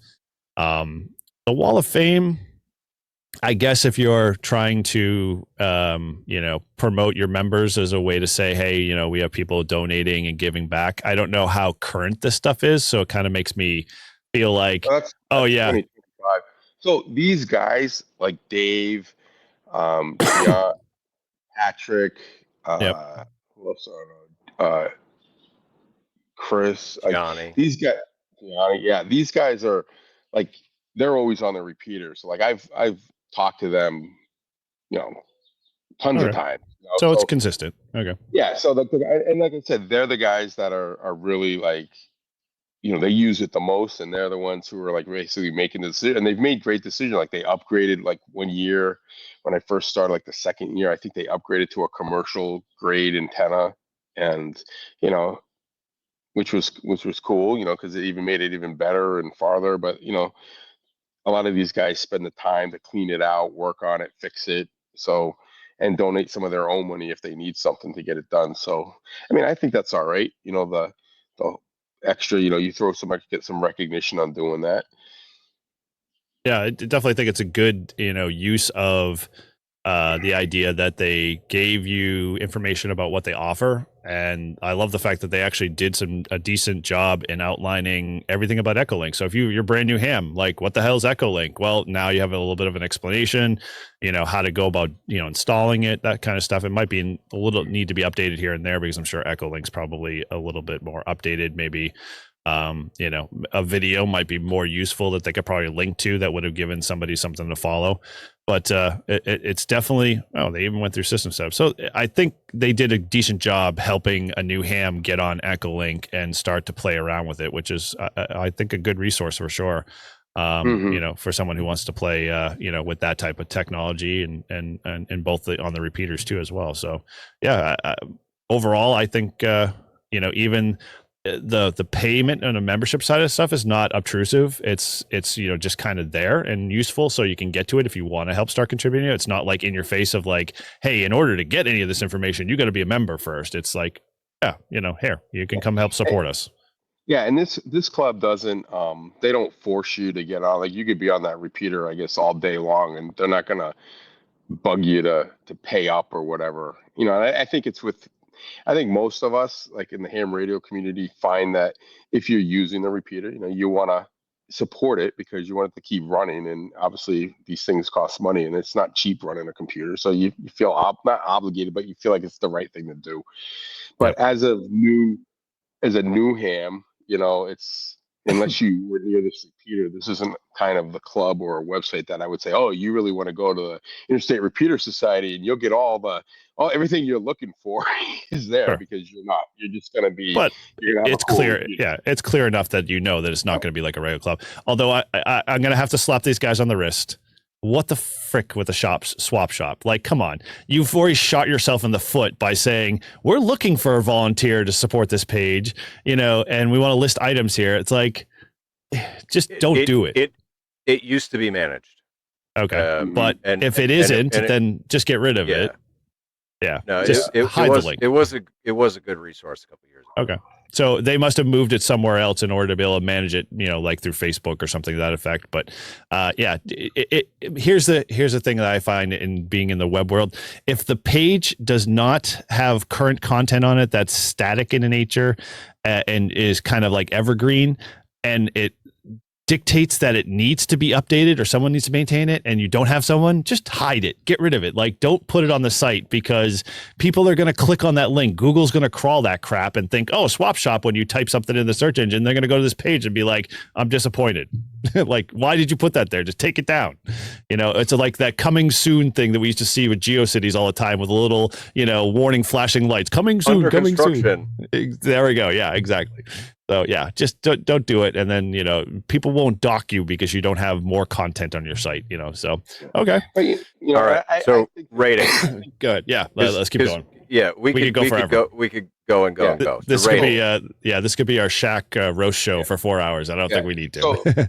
So Eric, I put in the California club that I looked up when I was out here. All right, we'll go to that in a bit. Okay, but so let's rate this one. So go ahead and rate it. You go first, Todd, since you brought it to the table. For the kind of it's a basically fund the repeater kind of club. I would say it's pretty simple. It's very honest about what it does and who it is, and so I'd say for that kind of club, I'd say probably like a 4. But as someone new, brand new, like, I want to learn about ham radio and meet people and stuff, I'd give it like a 1, but it's not what that club's about. So I think overall, I give it like a 3, just as a all around kind of website, just to know, gives you enough information about the repeater, who they are and what they do. All right. So I'd give it a 3. I'd throw a 4 at them, and from my vantage point, I won't ding them hard on the swap shop stuff. I would just say, if you're listening, get rid of the page, save yourself some headache. But everything else is good. I'm impressed with the fact that I was able to find information. So that 4 is, you clearly define who you are. You don't go outside those bounds, and you do a really good job keeping it updated. So yeah, 4 is for me for that one. So I docked him a little bit. I gave him a 3.5 because you love those points 5s. Well, I mean, it's slightly better than middle of the road, but it's good content for what it is. Yep. Okay. Cool. Yeah. And guys, nice job on being responsive. So like when I open this up on an iPhone or a smartphone or a tablet, it actually looks the same way as it is a full screen. So good job on that. Okay. All right. So let me throw one here in the rink. So this one's on my bad list. So this one is Acara, and they are out of Vermont. And so this is in my mass searches for all of the Vermont clubs. This one I was most disappointed with, primarily because they look like they're in a good, they have a very large club by the looks of what I could find outside of them, but their website did 0 in terms of helping me feel like I could be part of their club. So I'll dive in here a little bit. And so this is Addison County Amateur Radio Club in Vermont. And their site, sadly, falls into, hey, I like to code in HTML. Do you want to code with me? Because it is, if you dive into the background, you'll find that it's all hand coded or using one of those tools that, says, hey, if you design in a visual editor, we'll include all of our syntax in the background that says, hey, this was made by so-and-so or, application. So it very much makes me sad, because if I shrink this down to a mobile version, which is what we're looking at now, if you're watching on the live stream, you can't read it. It's like you're doing the finger swap, and it's like you're doing Tinder all over again. So it's like, I'm sad about that, because I don't know why you're designing or hand coding HTML pages these days when you could spend a little money, or not even find a free site like Squarespace and build a website around it, and it will look way better. But the content on this site is very outdated. Now, I can't quite tell, because if I'm, a new ham coming into this, whether or not they actually meet or they do anything current, if they're still meeting, and it just really disappoints me because it's like I go through here and a lot of the stuff is written like someone wrote it 10, 20 years ago and doesn't give me any sense of like, hey, are they alive? Like, do you know, is this an active club? And it really just like the things that really piss me off the most is their calendar. So if I click on their calendar, it doesn't even open. Like there's no place for me to go. Like, or actually when it finally does, I think when I finally got it to load, it was loading on Google Calendar and it had nothing listed in it. So it's like, they don't have any of their events in there. It's like, why? Like, why have a link to a calendar if you're not doing anything? It's not even going to load for me. So, but this is where I felt that I was frustrated the most. So here we go. They shot themselves in the foot. Photo gallery links open in a separate window. Because photos can be such bandwidth hogs, we're hoping this will ease the load time on dial-up connections.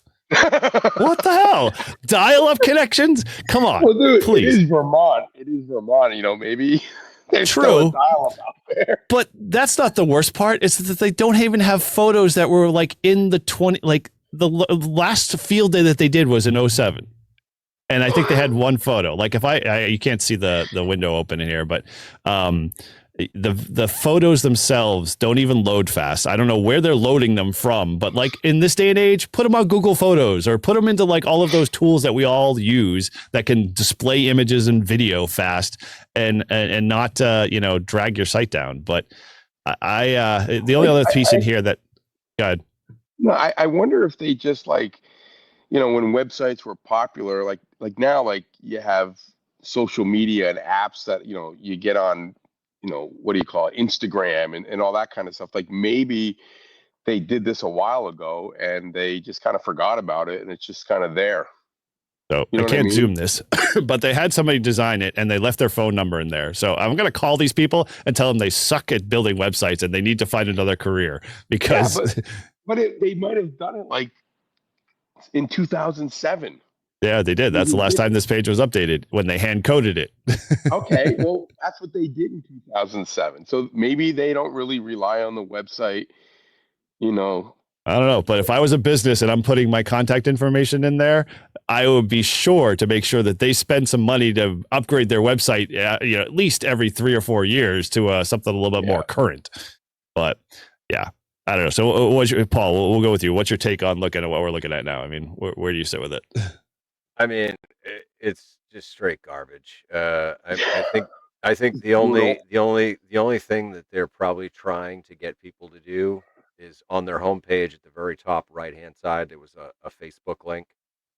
Okay. And so yeah, I would assume that's their thing, right? Is they're just running everything through the Book of Faces and they don't really update their website or do anything. Yeah, you're dead right on that one by the looks of it. They look like everything's out of their Facebook page. Yeah. Which from you, Paul, and my standpoint, I'm not on Facebook anymore. And so like that alienates me at this point. I'm not going because I can't get to Facebook. I mean, only by luck of clicking on it, I was able to, but yeah, that's disappointing. Yeah. So I give it a 1. So real quick, is there anywhere like, does it say, I can't read it. Does it say anywhere like to join, like become a member on there? Nope. There's, although if I scroll down here, I got are you new to ham radio? So they barely did anything. Let me zoom it in here a little bit if I can. Yeah, I made the screen. Okay. So there we go. So if we go here, we got new to ham radio. That's like the only click link. So I click on it and it brings me in a nutshell. And then it goes text after text after text. So there's nothing photos, nothing more than. Like if I wanted to join this club, where do I go? That's a good question. I don't know. ARRL hello brochure. Jesus, how old is that shit? Probably wicked old. I can't see where the link goes because my sharing window's in the way. But yeah, the Ham Quick. What is Ham Quick? If I open that, it's probably a dead link. Yep. You can buy this domain though. That's insane. Like if you can't update your website and get rid of broken links, then you're really just, you have nobody doing it. Okay. So QRZ links, online classes. Where's this one go? Ham radio. Oh my gosh. This one's even worse. It's yellow and probably handwritten. Enroll. I bet you if we click on enroll. Oh. God. Yeah. This is sad. It's sad. Yep. Yeah. No, and that's a 1. Yeah. Yeah, I'm going to do a 0.5 in general, but yeah. 0.5. Yeah. I'll give it a 1, 2. What? Why put? Okay, so this is really sad. So this is their explanation of special interests. Special interests are niche groups in Akara. Has many new members, emergency communications, and they list phone. Well, duh. CW, digital, HF, VHF. Oh, I wonder if they digital. They even lift FT8. Do they anything in here in FT8? Probably not. Yeah, they just gave it a very, very keyboard to keyboard communication. So it's probably JSA call and all of the other modes that were packet. Yeah, because not all digital modes are keyboard to keyboard. Yeah, that is true. That is true. Yeah, they don't really help themselves at all. I mean, it's sad because there's not really many. Like the calendar page is just not going to open up no matter how much I. Yeah, that's a bummer. But yeah, so even if I tried to contact them, how would I contact them? Use our web form to request a call, and it opens up in a separate box, which the form is very basic. Yeah, that's a bummer. Yeah, it's really sad. It did not make me feel like I could want to join them or find them. Like they didn't want to be found is basically what it. Okay, so you got my 0.5. What did you rate it, Todd? Todd gave it a 1. I gave it a 1. Okay, Paul, you gave it a 1 or? Yep. Wow. Okay. All right. Okay. What else you got, Paul? So let's start with the worst since we're doing we're doing kind of bad sites here. So Merrimack Valley ARA is yep. I already opened these guys up too. The link. Yeah, yep. Put the link in the private chat. Yep. Okay. Oh, this is on your worst side? All right. Yeah. In comparison to what we just looked at? Well, all right. So I was gonna say, man, this is a step up. I didn't go specifically looking for terrible stuff. Okay. I wanted to see like, all right, what do I get as a new ham? What is offered near me? And I don't know. I was really disappointed. It's very plain, text driven, like, oh, here's our mission, and this is what we do is our mission statement, and we're an IRS approved 501c3. Oh, and follow us on Facebook. Make a donation. You do know that these guys are all in our club, right? Yeah, but you know what? They can be members of GSRA, other club. ARA, and that still doesn't make this website any better. Where's this club out of? This is Jay Taft's club. Remember where they were starting 1.4 specifically that they wanted to focus with the Ardent stuff, and they were kind of expanding, and he just started this club up from that. So like their DV network is their big thing. They're doing all of that Ardent stuff. Yeah. So okay. So I don't know. As a new ham, like I don't know if I clicked on this website and I was like, oh, let me find some information on a local club that's gonna have something for me. This just isn't it. Okay. I think. All right. Interesting. Curious. So what do you think, Todd? Looking at this site. Kind of blah. Okay. It doesn't really stand out to me. Like boom, like I want to. I mean, it's all right. It wouldn't make me like if I pulled this up, I'd probably just move past it. Like just sure because it's just heavy text. Yep. Okay. Yeah, like I wouldn't. It didn't catch my eye as something that, and maybe that's not what this club's about. I mean, I don't know anything really much about them, but yeah. Well, that's the whole point of the website. Is the website supposed to tell you about the club? Well, right. Yeah. Yeah. So these two guys. Yeah. Yeah. So my take on it is they are very focused in their nature. Now, let me step back. So as a brand new visitor, it is definitely bleak of any media content that would make me go, hey, they're really active and there's good visuals and they tell a story well and gets me to want to go deeper into their information. I find that their information's current. I can definitely say that by just tooling through here already. All of it seems to be updated and current. So like actually I was just looking at club info and they had some presentations that were posted this one's 2022, but there was a few that I was just seeing that was recently. Their news section had that was posted just this month. So, they are keeping it current, although it was a little harder for me to find stuff.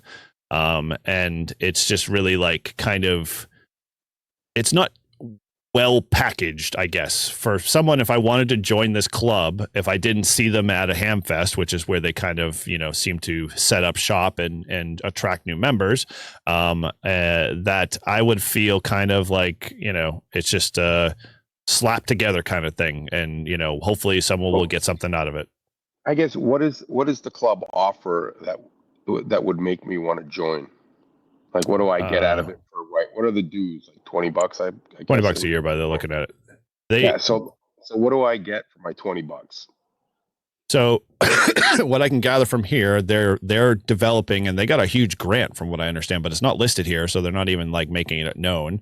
They got a huge ARL grant that allowed them to build this whole Ardent network up and down. It's like all of this. So this is all their locations that they're building out. That'll be microwave nodes and stuff like that. But like, they don't do a good job explaining that. Like, you think that they would be like, hey, this is something important to us. This is what we do as a club. So let's make it very clear to someone who would want to join that this is what we do. Yeah. So, I mean, as an extra class operator, like, I haven't done anything with freaking microwave. Yep. Like, microwave it's one of those things that every time I ever look at microwave, the cost far supersedes the value to me, and so it's like you're not offering me anything as a new person to want to join your club and be involved. And here's the sad part: it's like you posted all of their presentations first, and then you posted the videos after. Like, people are going to want to watch the videos more than they're going to want to look at the presentation. Like, I could care. Like, I'm only going to go get the other details from the video if the presentations are linked in it and I wanted to look at them later. But I don't want the presentations first. It's kind of weird. But like, if we actually, like, I'm curious, do they link us to, like, this takes me right to YouTube. They can embed that. Come on. Like, that's sad. Like, you should just keep them on your site. Embed it. And I don't know, but if I clicked on that video and that was the first thing I saw was that weird guy going. Exactly right. There's no clarity in it. So yeah, cleaning that up I think would help and go pretty long in terms of. But like, even then, like, there's no what I'll call a breadcrumb trail, like you guys were saying. If I'm a new visitor, there's just a lot of information being thrown at me, but nothing makes sense out of it. Yeah. Right. So I give it a 1.5. Wow. Okay. That's a little tough on that one. All right. What do you say, Todd? Sorry. I gave it a 2. Okay. I'm sitting at a 3.5. And the reason why I'm sitting at 3.5 is that all the information is there and it's in one line, in one order. And all I have to do is just kind of go across to find what I'm looking for. So there's no sub menus in there. So I don't have to worry about getting lost like when I go to N1FD, where it's just like link after link after link after link and they're all buried. I can pretty much navigate this pretty well. One, they are so responsive, meaning that I can actually load this on a mobile device with no problem and see everything I'm supposed to see. So kudos for them to be relevant and up to date. They get dinged a little bit because they don't really like use a lot of like media type content, so photos and things that would help tell their story better. And so I'll throw a 3 at them, because I think they have definitely room to grow and improving what they have here, but it's not as bad and as cluttered as I think, say, something like N1FD or other sites that just throw up all over you with all their content. So okay, all right. So ARA, that was yours, Paul, right? Yep. Okay, what do you got, Todd? I put in that W6TRW. All right, I'll grab that here. All right.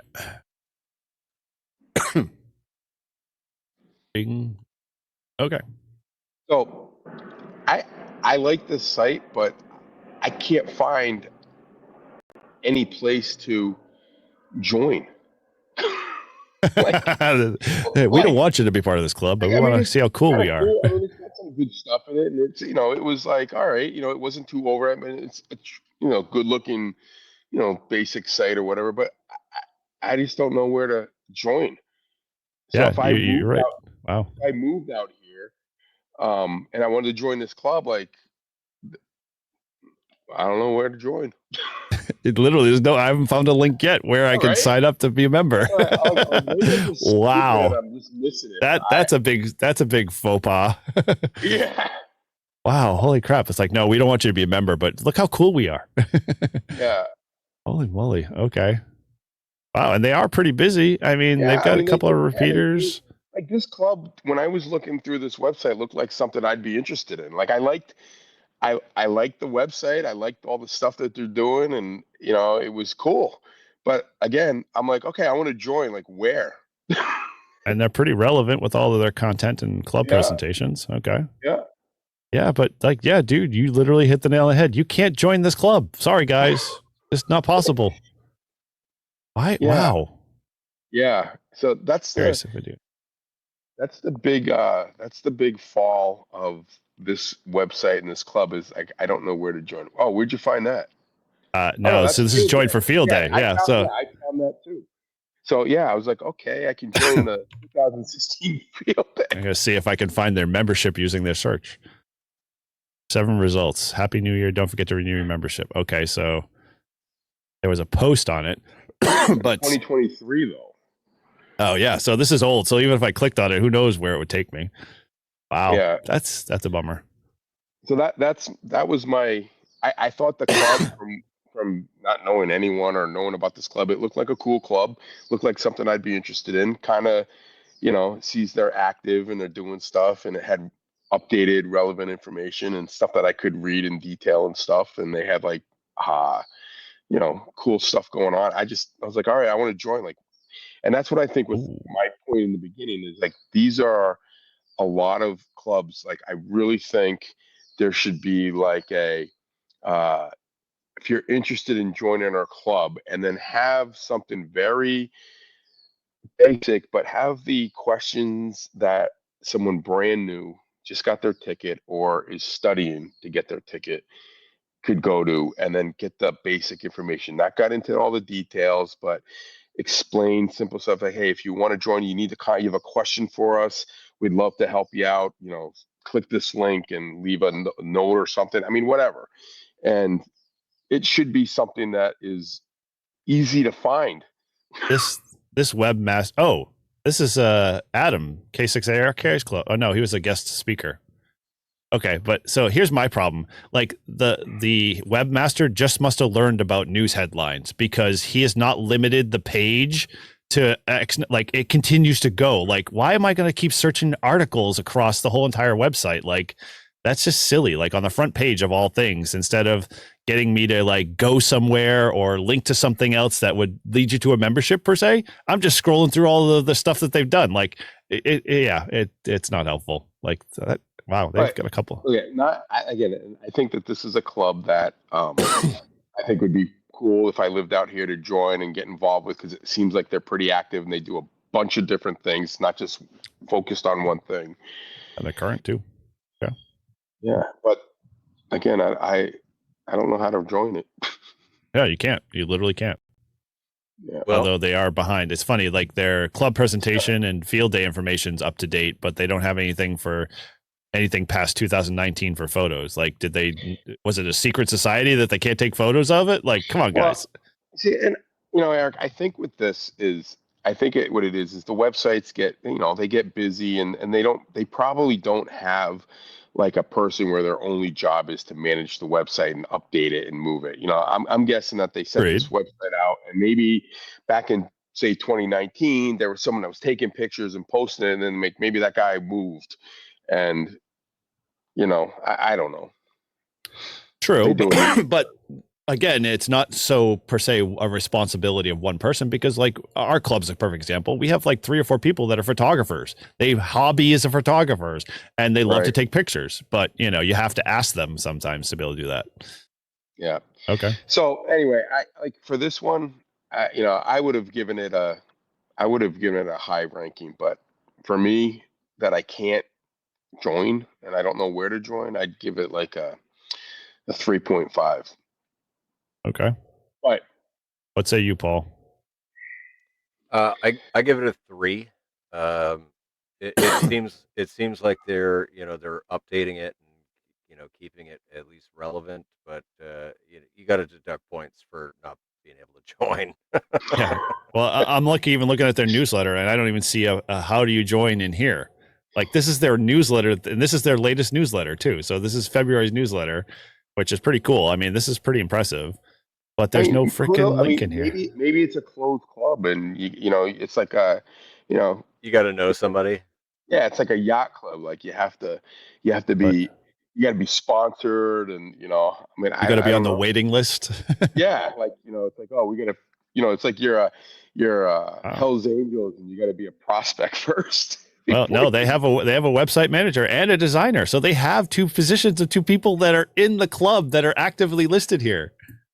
Wow. And they missed the fact that no one can register. Well, listen, if someone is part of this club and you're watching this or listening to this, reach out to us and or reach out to your webmaster or let us know how you join your club, because we're just curious. Oh, wait a minute. All who must be current company employees? This may be a company?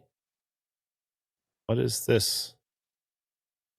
Who's like employees? Like nobody's employed. That's weird. Yeah, let's see what the About Us page is. Maybe this might be a company started club, like how BAE and those guys had ham radio clubs. So I just noticed in the banner at the top. Yeah. Right. It says W6TRW Amateur Radio Club, home of the W6TRW Amateur Radio Club. In Redondo Beach. That's weird. Yeah, they're saying it twice. It's like, no, we are the home, but we are W6TRW. Yeah, that's a little bit of a faux pas there. Yeah. All right. What were your ratings again? I gave him a 3. 3. Eric. Yeah, this one's a tough one, based solely on the fact that I'm a visitor and I can't register or I can't reach out to anybody. Like even the contact page. Like I just was going there earlier. If there was a way to. Okay. Yeah, there's no okay, so there's one email address here, but there's not like even a form I can fill in to like request some more information. Oh no. Oh, so here we go. There we go. So they are part of a business. Yeah. So that's why. So it may be that you can't be a club member, but you can be a club member through sponsorship of someone who's an employee of Northrop Grumman, kind of thing. Like, how like you want to be part of you're a credit union, you have to be a member of another company, kind of thing. Mm-hmm. Yeah, it'd be like if BAE had their own amateur radio exactly club. Yeah or like I'm thinking MIT does this sort of for their own club, so yeah, that totally makes sense. Okay, so that's probably why. So knowing that, I would bump, but it's not stated clearly here, so as a visitor, right. I'm confused already. So oh man, this one's a tough one. Like I would say I would give them a 4 for the purposes that they're all like up to date, they're current, their content's good, they've got some clear delineated information that I can get my hands on, but it's not clear how do I become a member. Okay, so but you were saying so what? So yeah, you were going to give them a 4, but yeah, we're gonna do 3.25. How about that? I'm gonna ding them a quarter of a point because I think it's not clear that this should be 3.75. Oh yeah, true, right? Yeah. I'm not gonna quarter point, so 3.75. Yeah, I'm gonna. Okay. Yeah, I didn't know. I mean, if they had mentioned that like in the beginning, easy to find, I would. Yeah, I'm gonna stick with the 3.5. So can you join this club, or you have to be a member of? My guess, based off of what I'm seeing, it sounds like you have to be a sponsored member from someone who is part of Northrop Grumman to get in there, because I'm sure they probably use office facilities and stuff like that to where they meet and everything like that. So, yeah. All right. All right. So, what did you rate it, Paul? I gave it a 3. Great. Okay. Wow, you went whole numbers this time. All right. Okay, so that was Todd's, right? Okay, so let me throw mine in here. This one is another club in Vermont This one's a crappy site. And then I'll do my last one as a good site that I thought. So this is the Central Vermont Amateur Radio Club. I think they had a good start. Like I felt like they all went to those clubs that or the Hamfest that say, hey, how do you make your club that much better?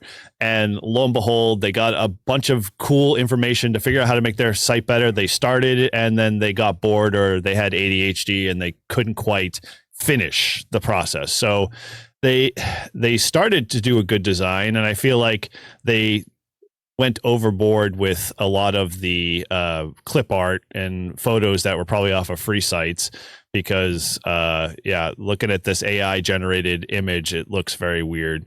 But the things like that I don't like is that they aren't up to date. And I know this is an active club because I talked to a few guys that we know, and I'm forgetting his name at the moment. It's escaping my mind. He participates in the Northeast Ham Radio every once in a while, and he's from Vermont. This is one of those clubs, but there's not much here for information except that they own a repeater or two repeaters. Chris? Vermont VT radio. Is that not a Chris? Why am I forgetting his name? Yeah, you've seen him in the Discord. Yeah, for Northeast Radio. So this the other guy from Vermont. Exactly. Yeah. Right. Exactly. Yeah. Not KI1P. KI1. Yeah. 1P. Yeah. So it's just disappointing. Like, what's worked all Vermont? Like, this is where I feel like the ADHD kicked in and they decided that, hey, I got busy to go do something else. And so they started to explain this, but like, it doesn't tell me, like, is this something I want to participate in? Is this something I shouldn't, like, is it something I have to pay for? It lacks a lot. Like, the about talks about they have a club leadership, they have a meeting location, but there's no way for me to get to it. There's no way for me to join, because again, this is another site, like you were saying, Todd, with your site, that there's no way to pay. There's no way to go in here and pay via PayPal or whatever. So yeah, it just feels like they had a good attempt to getting together, all getting excited about, hey, we're going to build this great website, and then they got too far into it and they just got bored with it and they just said, it's fine, whatever, just leave it as is. And so, yeah, they failed kind of in that sense, at least on my, stance. And so, yeah, that's where I kind of sit with this. I don't know where you guys, looking at. No, just looking at what you're showing us, it's not current, not up to date. It's not easy to get the information. I give it a 2.5. That's the person I was looking for, Paul. Paul is the AA1SU. But yeah, I don't know about you guys, but like linking to your public or your private Google groups as a public group is kind of not a good thing. This is like advertising all of our email out on Google for people to search. Anything that gets sent via the club, it's like, oh, okay, go. They got to do cleanup apparently, and so you could just kind of get an idea of sort of how it's running. But like, this is something you don't want to air as your club as a way for people to get to know you. Because it never turns out good. So yeah, I mean, they got two repeaters, which we were talking about Chris. They must be linked to his repeater. So yeah, Chris, this repeater, if you're listening, this club, the Central Vermont, I don't know if you're a part of it or a member. Yeah, the website needs a lot of help. It's lacking. Todd, anything you want to throw in here? Nah, I'm good. Okay, let's hit the ratings. Ratings 2.5. Yeah, 1 for 2.5. me. 1. Really? 1 on the fact that the too heavy ADHD laden. They just got distracted. All right. Okay. So do you have any sites, Paul, that's you like, or that it's a little bit better than poor? All right. So I picked 3, right? And one was shit. The other 2 I thought were really good. One better than the other. But so w3oi.org. That was what I picked as my middle of the road. It's the Lehigh Valley Amateur Radio Club in Pennsylvania. Nice. Okay. All right. Like from the start, it's a nice, clean looking website. You get your general membership meeting 3-4 right at the top. Download our newsletter right at the top. You know, Hey, become a member button. Who Boom. would have thunk? That's what I like. I like that right there.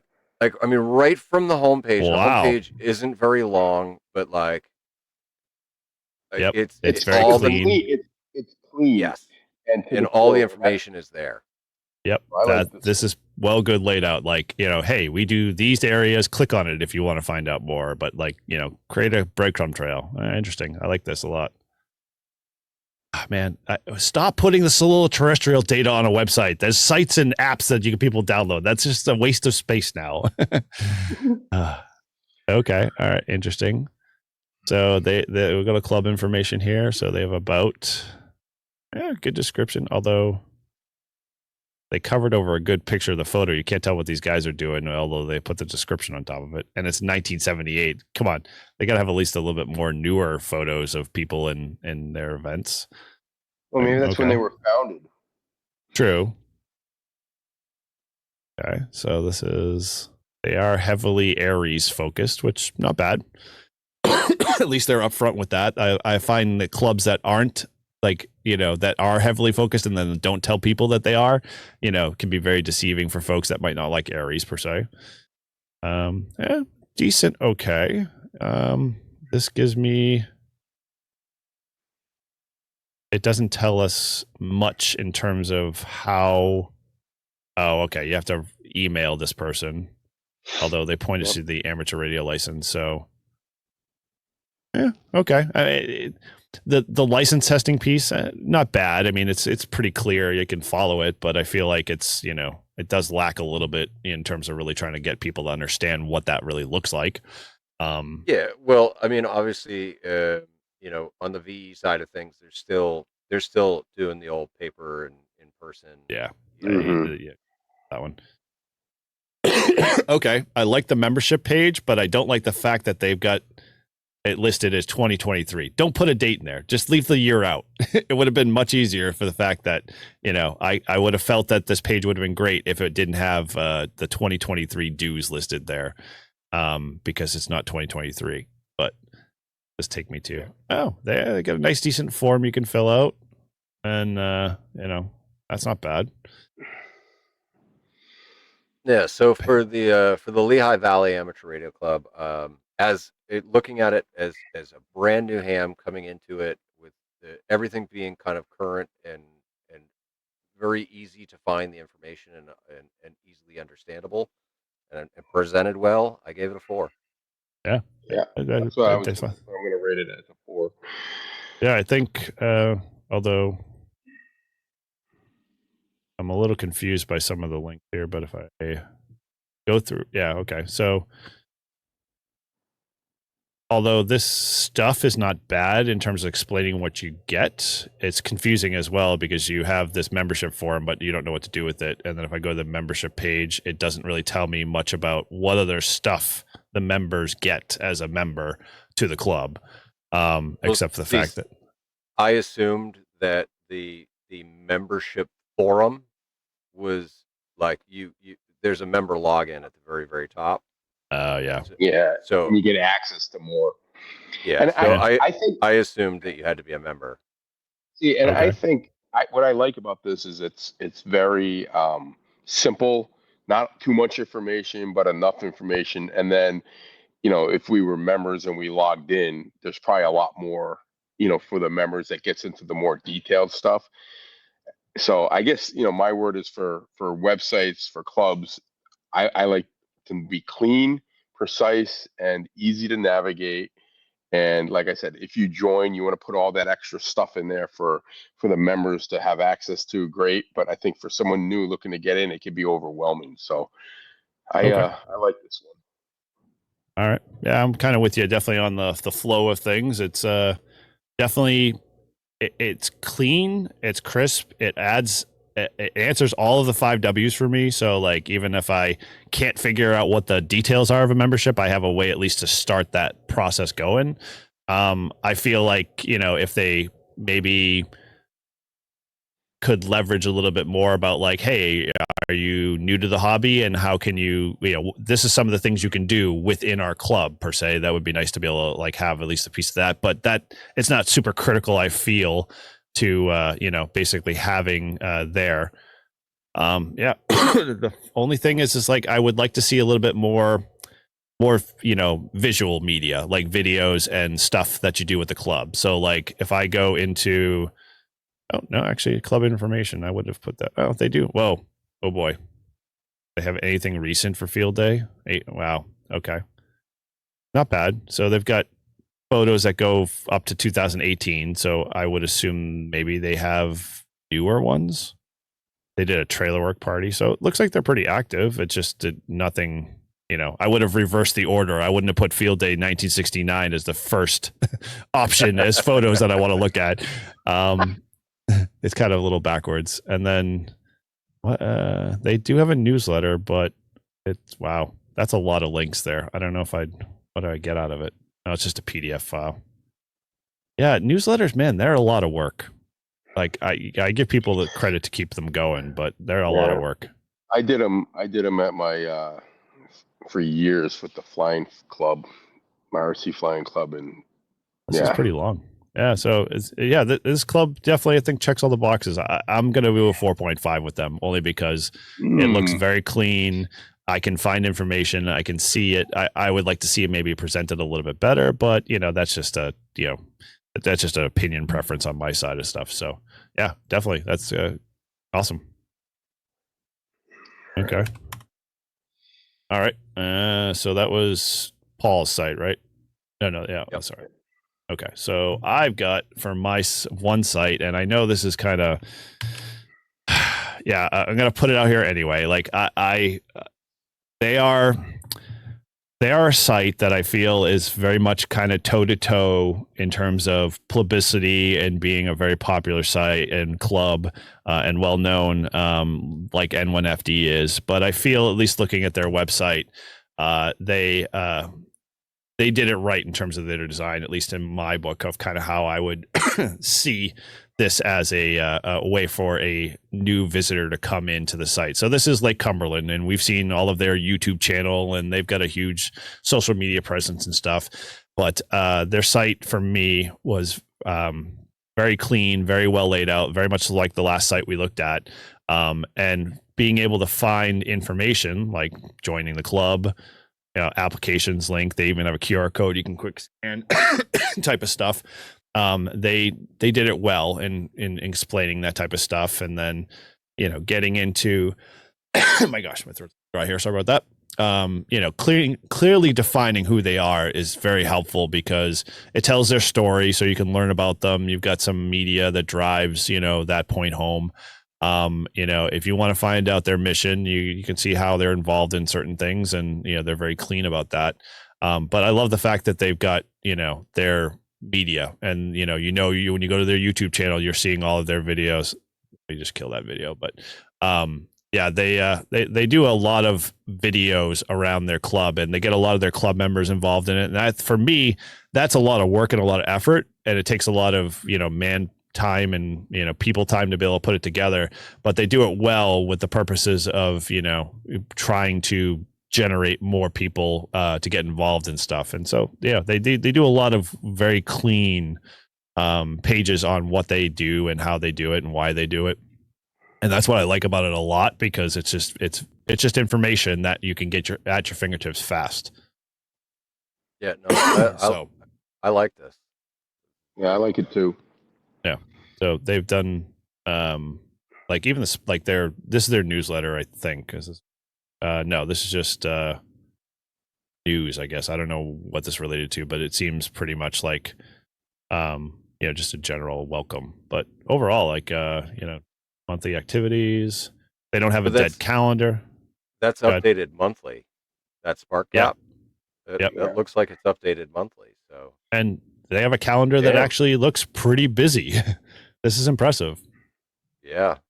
They list everything, like all their nets that they're doing, when they do repeater work. Yeah, so it's pretty on the ball, and so you can actually email people if you want to get more information on certain things and activities that are going around. So yeah, good, really good job for keeping on top of that stuff. I'm actually curious to see how far they're ahead. So yeah, wow, they planned it out for the entire year. So literally, I'm already in April, and they've already got stuff on the calendar. So good for them. That's a good job. I'll give that a 5. 100%. Yeah, I'm with you on that one. 5 is definitely well laid out. You know how to get to where they are, and what they do, and it's all good use of stuff. So okay, what do you say, Todd? I'm giving him a 4.5. Wow. Okay. What's keeping you from going to 5? I guess I could go to a 5, but it's hard for me to give like a perfect score. I like the way it's set up. I like it's easy. Again, it's clean. I'll give it a 4.75 because I probably won't give a 5 out. I'll move it up. Cool. All right. Well done. Yeah. So I think because we can go very long with this one. I think from a standpoint of websites in general, and let's kind of summarize this a little bit. But do we want to go over any of the numbers there? Or are we just holding those out for posterity purposes? All right. So, the one that scored the lowest was the Acara. Yep. 100%. That's an average of 1. Then you got the Central Vermont ARC comes in second to last place. NARS is the next one up. Okay. Then K1IRS. Repeater Society. Yep. Yeah. Sorry. MVRA is below K1IRS. And then you got W3OI and Elcara at the top there. Yeah. Okay. Interesting. So I think I would say if we could give anybody a bit of advice, maybe let's shape it in that way. When you're in your club, and so say like you're part of a club, and your website sucks ass, if you don't even want to use it. Exactly. Yeah, when it gets to that level and you're like, I don't want to look at it because it just makes me sick to my stomach kind of feeling, then I think what can we give that person a bit of advice to doing it? Or maybe you're the other side of the coin. You're already part of this club. The website sucks, but you don't know where to go and how to make it better, or what you should do to make it better. What can we give someone, to leave positively on this one? Because again, we're not bashing sites. We want to give opportunities for folks to be able to build something better for the hobby. So let me go first, Paul, or you want to go? No, go ahead. So with me, I think it's clean, easy to navigate with the basic information. If you want to get more in depth and stuff, have that maybe after you do a members login, places where you can join if you want to join, that have that link readily available, so you don't have to go searching for it. Mm-hmm. And like I said, just keep it clean and simple. It doesn't have to be like overwhelming, because again, coming from the perspective of someone brand new, you don't know a lot about ham radio, and you don't want to get just bombarded with tons of technical stuff and definitions and this and that. But pictures of some activities, visuals are good, but not an overloaded. Not like I wouldn't put 2024 field day and have 1,000 pictures there. Just a couple give the viewer an experience of okay, this is generally kind of what it's like. And then, like I said, if you were a member and you wanted to see all the pictures from 2024 field day, have that in the background somewhere where you could, as a member or anyone, but the main screen should be very simple and clean. And I think you'll get more people. And it'll incite. And then if you want to see more, you can dive into it in more depth. Where if you throw it all out there in the beginning, to me, it'll just overwhelm me, and I'll probably move on. Okay. Cool. All right. What you say, you, Paul? So, just kind of building on what Todd said, right? But take into account that you want to have a dual purpose website. You want your website to have a very clean front face, so that it attracts new people, and it makes it very clear as to what you're offering to anybody that wants to prospectively become a member. Um, and then you can build in, all of the extra added in-depth stuff in the back end, for people who are members, and that stuff. But the thing that I was really thinking here is, like, you just keep it simple, stupid, right? Like, Yeah. just make it simple, simple, simple, simple, and just say, hey, look, we're active, we're doing things. This is what we're doing. Come join us at this event, that event.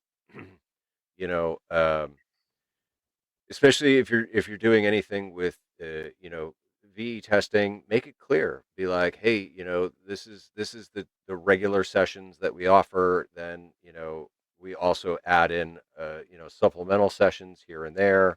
And when you become a licensed ham and you test through us, you will welcome you in for your first year. You know, Yeah. uh, Little things like that, right? But just kind of step back from the I'm an experienced ham, and I want to put everything out there, to what what do I really want somebody that's brand new to see, and then just make it clean and easy to follow. Yep. Yeah. Okay. I would say, you got something you want to throw in there, Todd? No. So I'd say kind of all the stuff you guys checked, all the boxes kind of for me. And I think just to kind of summarize or boil it into some stuff, simple design, like we all talked about. If you stay away from trying to use tools that you have to spend time to learn, like go find Wix, go find Squarespace, go find those sites and build your site from there, because all that is a simple, easy way that you can give control to somebody to put content in there. They don't have to know HTML. They don't have to be a webmaster to be able to run your website. Make it simple. Second thing is tell your story. Like, I can't tell you how many times we've been to every site so far. I mean, the only top 2 ones told their story well. It made it easy. Like, you understood what they did and who they were and why they do it and what they're involved in. So if you're, not doing that, then you're really doing yourself an injustice, because you're really confusing just somebody new that might be in your local town that has no idea what you really do or why you do it. The big thing for me is, like, know thyself. Like, don't try to put shit up there that has nothing to do with you. Don't put the solar index as a way to say, oh, this is cool, it's content that makes things updated. That's just useless, like, eye candy that no longer really applies, because guess what? I'm not going to your club website to figure out what the SFI index is. I'm going to pull my mobile app up and pull it up there where I don't have to worry about it. And like Paul said, if you got a VE presence, make it known. Like, get people, like, excited about the fact that you do VEs and that you're testing and you're bringing new hams in the hobby. And then the stuff we've seen, like your call to actions, your membership pages should be like, this is why you want to be a member to our club. Be involved in it. Like, explain it very clearly to someone who doesn't know what a ham radio club member it means to be, and give them a way to be able to find their breadcrumb trail to get to become a member, and then welcome them in with open arms. And then the only other thing is stay away from being, unless your club is specific. Like an example, we talked about that repeater society. As long as you're clear in who you are, then don't try to be muddying the waters if your club is really a repeater club and not like a traditional ham radio gathering club. Don't make it look like it's both when it's really not. Like, just don't mess up the waters, is the kind of thing with that. So, overall, we cited a few examples, and there's a crap ton. Like I said earlier, I went through that whole entire state of Vermont, and I cried, I laughed, I shake my head. It was, it was worse than watching The Notebook, over and over again. I think clubs, if they have the people in their club or their midst that might be able to have some of those skills, the leadership needs to get their heads out of their butts or out of the sand and start recruiting these folks to help produce better mouthpieces for their clubs. And I guarantee you'll start to see stuff like that, grow. And, it's funny, is one of the stories that I hear a lot from at least our club that we share is that people love our club because our site helps them kind of naturally move into wanting to join us because they're like, oh, holy crap, they did something cool like a tech night. I want to be part of that. They're doing Meshtastic. That's not even ham radio specific per se, and kind of things like that. So yeah, overall, stop trying to code in HTML. That day is long come and gone. Like, you don't have to be a webmaster any longer. You just have to maintain content. And, here's another tip that I was talking with a few of the guys that were doing websites, because they always complain, oh, I have to write content. I'm like, guys, we have ChatGPT and AI tools out there these days. You can go to those tools, type in the criteria. I mean, heck, Paul creates phenomenal thumbnails for his YouTube channel with very little effort of being able to spit something at an AI tool to say, hey, create me this wonderful image of, Paul with like muscular, a six pack and muscular arms holding a crossbow and bones above his head, on Castle Grayskull, and it will produce that. I write a lot of our blog posts for our club website using the AI tools. I just throw in a couple of things in there and say, this is the way I want it, and it spits something out. You don't have to write that stuff anymore. Use those tools and you'll be the superhero for your club, because like everyone's like, oh, wow, Eric's a great editorialist and a writer. I'm like, no, I'm the shittiest writer you could ever think of. And I, can barely sometimes even spell the word correctly. So, it's kind of one of those things is use the tools that are out there. It'll make your job way easier. And, your website will look a hell of a lot better too. You won't have to create something new. And those that are on ARL's affiliated page and you don't have a freaking website, take it down. I don't want to see you up there. I don't want to see you as an affiliated club. You're doing nothing for the hobby if you're, saying you're an affiliated or a club and you don't have a website, or you link to your QRZ page. That's the death of you. Like, that's just sad. Like, oh, let me go to your QRZ page because I made a contact with your club call. Anyway, sorry, I'll get off my soapbox now. So with that, you guys want to throw anything in there, or did I, put the last nail in the coffin? You put the last nail in the coffin. We're good. Okay.